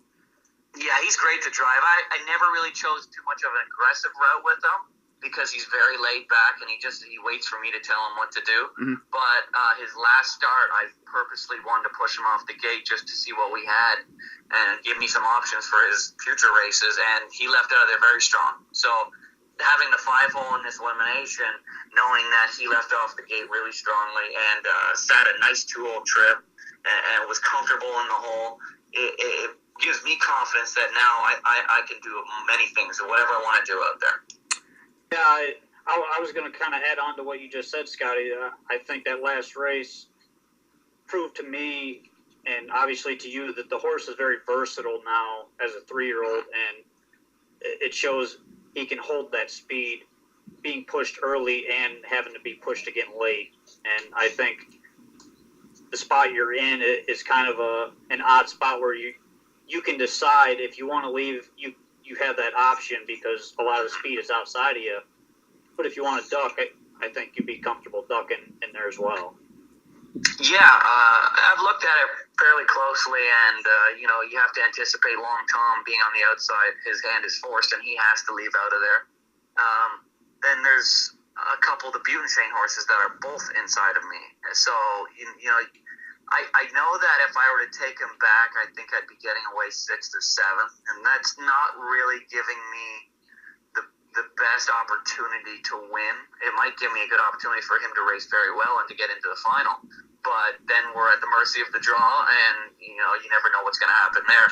So I'll speak it over with Frank Antonacci and see what kind of route he thinks. I know he just trusts whatever I want to do is best, but like you said, having the 5-hole, it kind of lets me know that I could take him off knowing that I could be in the flow and make the final, or I could pull the trigger leaving, hoping that I can outleave, give it gas and go, and sit the 2-hole to Long Tom. All theoretical. For me, I felt like the race that this horse really showed, that he was going to be a nice 3-year-old was the race at Mohawk when he came from dead last on a racetrack that was ridiculously front-end favoring. And that makes me think that this horse, is adaptable and can overcome some adversity. And I think that really is what could make him dangerous, with for the whole thing. I completely agree. That race was, I was told going out the door to, just make sure he gets a positive experience. Don't worry about, being in the wrong spot. Just let him run his race and let him tell you what he has to offer. So, in that race, that was his first start of the year. I didn't know what to expect. I just remembered the way he was at 2, and I kind of liked leaving the gate with him at 2 because he was very easy to handle. And that race in the Good Times of Lim, to overcome what was almost, it felt like even as a driver, an impossible spot, and to get up and win, that really put us on the right track this year. And if you really look at his 3 starts, even his qualifiers, he's always had very good trips, aside from having to overcome sitting 9th in the Elim. But in the final, I was 2nd over, and he felt great. And then qualifying, I came 2nd over, and I ducked to the inside. And then his most recent start, I left out and sat the 2-hole. So he's had some very good trips, and that's why I feel confident going to the race, because he can't feel any better than he feels right now mentally out there, knowing that he's always finished at the wire strong, never gotten tired. I haven't seen him found his bottom yet in my eyes. And to me, you think of just a normal athlete and always winning, just winning. You have to think that his confidence is at an all-time high. One more horse I want to talk to you about, and that's in the Lady Liberty. Call Me Queen Bee, a horse you drove a lot last year too, including to win the Breeders' Crown. And I'm curious how she's developed too, from a 3-year-old into a 4-year-old season. It seems kind of like she's having a hard time finding her ground with the older mares, and I'm figuring that is kind of the reason why she's been racing still well, but not as well as she possibly could. Yeah, I would agree. I feel like the toughest division is those age mares. Lady Shadow has been a dominant factor for a few years now, but all those 4-year-olds that have now changed over, I felt like I was the best one coming into it. Pure Country, after her qualifier and her most previous start, she's really developed nicely this year. So she's coming into it just a hair better than mine, maybe. But my horse has made over $1 million just being a very nice horse to drive, where she can leave faster than anybody on that racetrack, and then have the ability to just calm down once she gets there and give up the lead and sit at 2-hole. So she's very, very handy for me to drive and to put in those situations where, it's all usually speed favoring. And if I can control what happens that first quarter, she always has a good opportunity. And I felt like she's always been there. She's in her whole life, she's always been there. If she's not winning, she's second, third, or fourth. She's just right there. So, I drew the rail. It's a perfect spot in an 8-horse field. No Lady Shadow. Timmy's horse, Franco, is coming into it extremely well right now. So, I'm obviously going to position her forwardly and hope that I can get a nice 2-hole trip again. I'm curious, do you feel like you've been as aggressive maybe with her these past few starts? Just because I've noticed, you are facing a little bit of the better ones who are, that Lady Shadow cutting it out, or, the Nike Franco. You seem to kind of sit back 3 holes and just waited to see if it opened up late. Do you think that maybe you'll be a little more aggressive this time just because the field has come up lighter? Yeah, possibly. I mean, I was very aggressive with her in the overnight the last time. I let Pure Country go 26-2 and followed her, and she just came up a little bit flat down the lane. It was a little bit disappointing just because I was in that situation to fast fractions and to sit that 2-hole. And asking her to go up the inside off of 48 flat, I believe it was. It was a lot to ask anyway. But her last one was a little disappointing. I was happy with the way she was in, was it the mile and an eighth race? I made front, and I let Nike Franco go, and then that horse let Lady Shadow go. And yeah, to that respect, setting a 3-hole to those 2 horses is where I want to be anyway. So my job is to just leave out of there and put her in a very competitive spot, and I think I've done that well with her this year. But as a 3-year-old, it was very easy to sit that 2-hole every time. Now there's all these aged horses; it's difficult to get the perfect trip every time. I think that's all the racing questions we've got, but we're going to do a personal Q&A rapid fire. Okay. 10 questions. It's 10 questions. It's real quick. We're doing it with everybody tonight. Okay. All right. Ranch or blue cheese? Ranch. Favorite pizza style, Chicago style or New York style? New York. Oh, terrible. You didn't say there'd be input, Ross. These are questions. Hot dogs or hamburgers? Hot dogs. Better vacation, Vegas or beach? Vegas. Dream car that you can't have yet? Lamborghini. Favorite day off activity? Golf. Favorite racing moment up until this point? Triple Crown race, Lexington. First drive as a driver, amateur or professional? It was when I was 18 years old at Hanover Racetrack. I finished 5th. Favorite track to race at?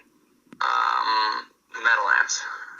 One thing most people don't know about you. Ooh. That's a good question. I don't know. Yeah, he doesn't even know. I don't know. That's why we keep it that way. Come on, you gotta have something. Something people don't know about me. I go to the movie theater every week. I watch movies all the time. Yeah, who goes to the movie theater anymore? Especially that I know, I emoji love it. movie. It's the experience. Well.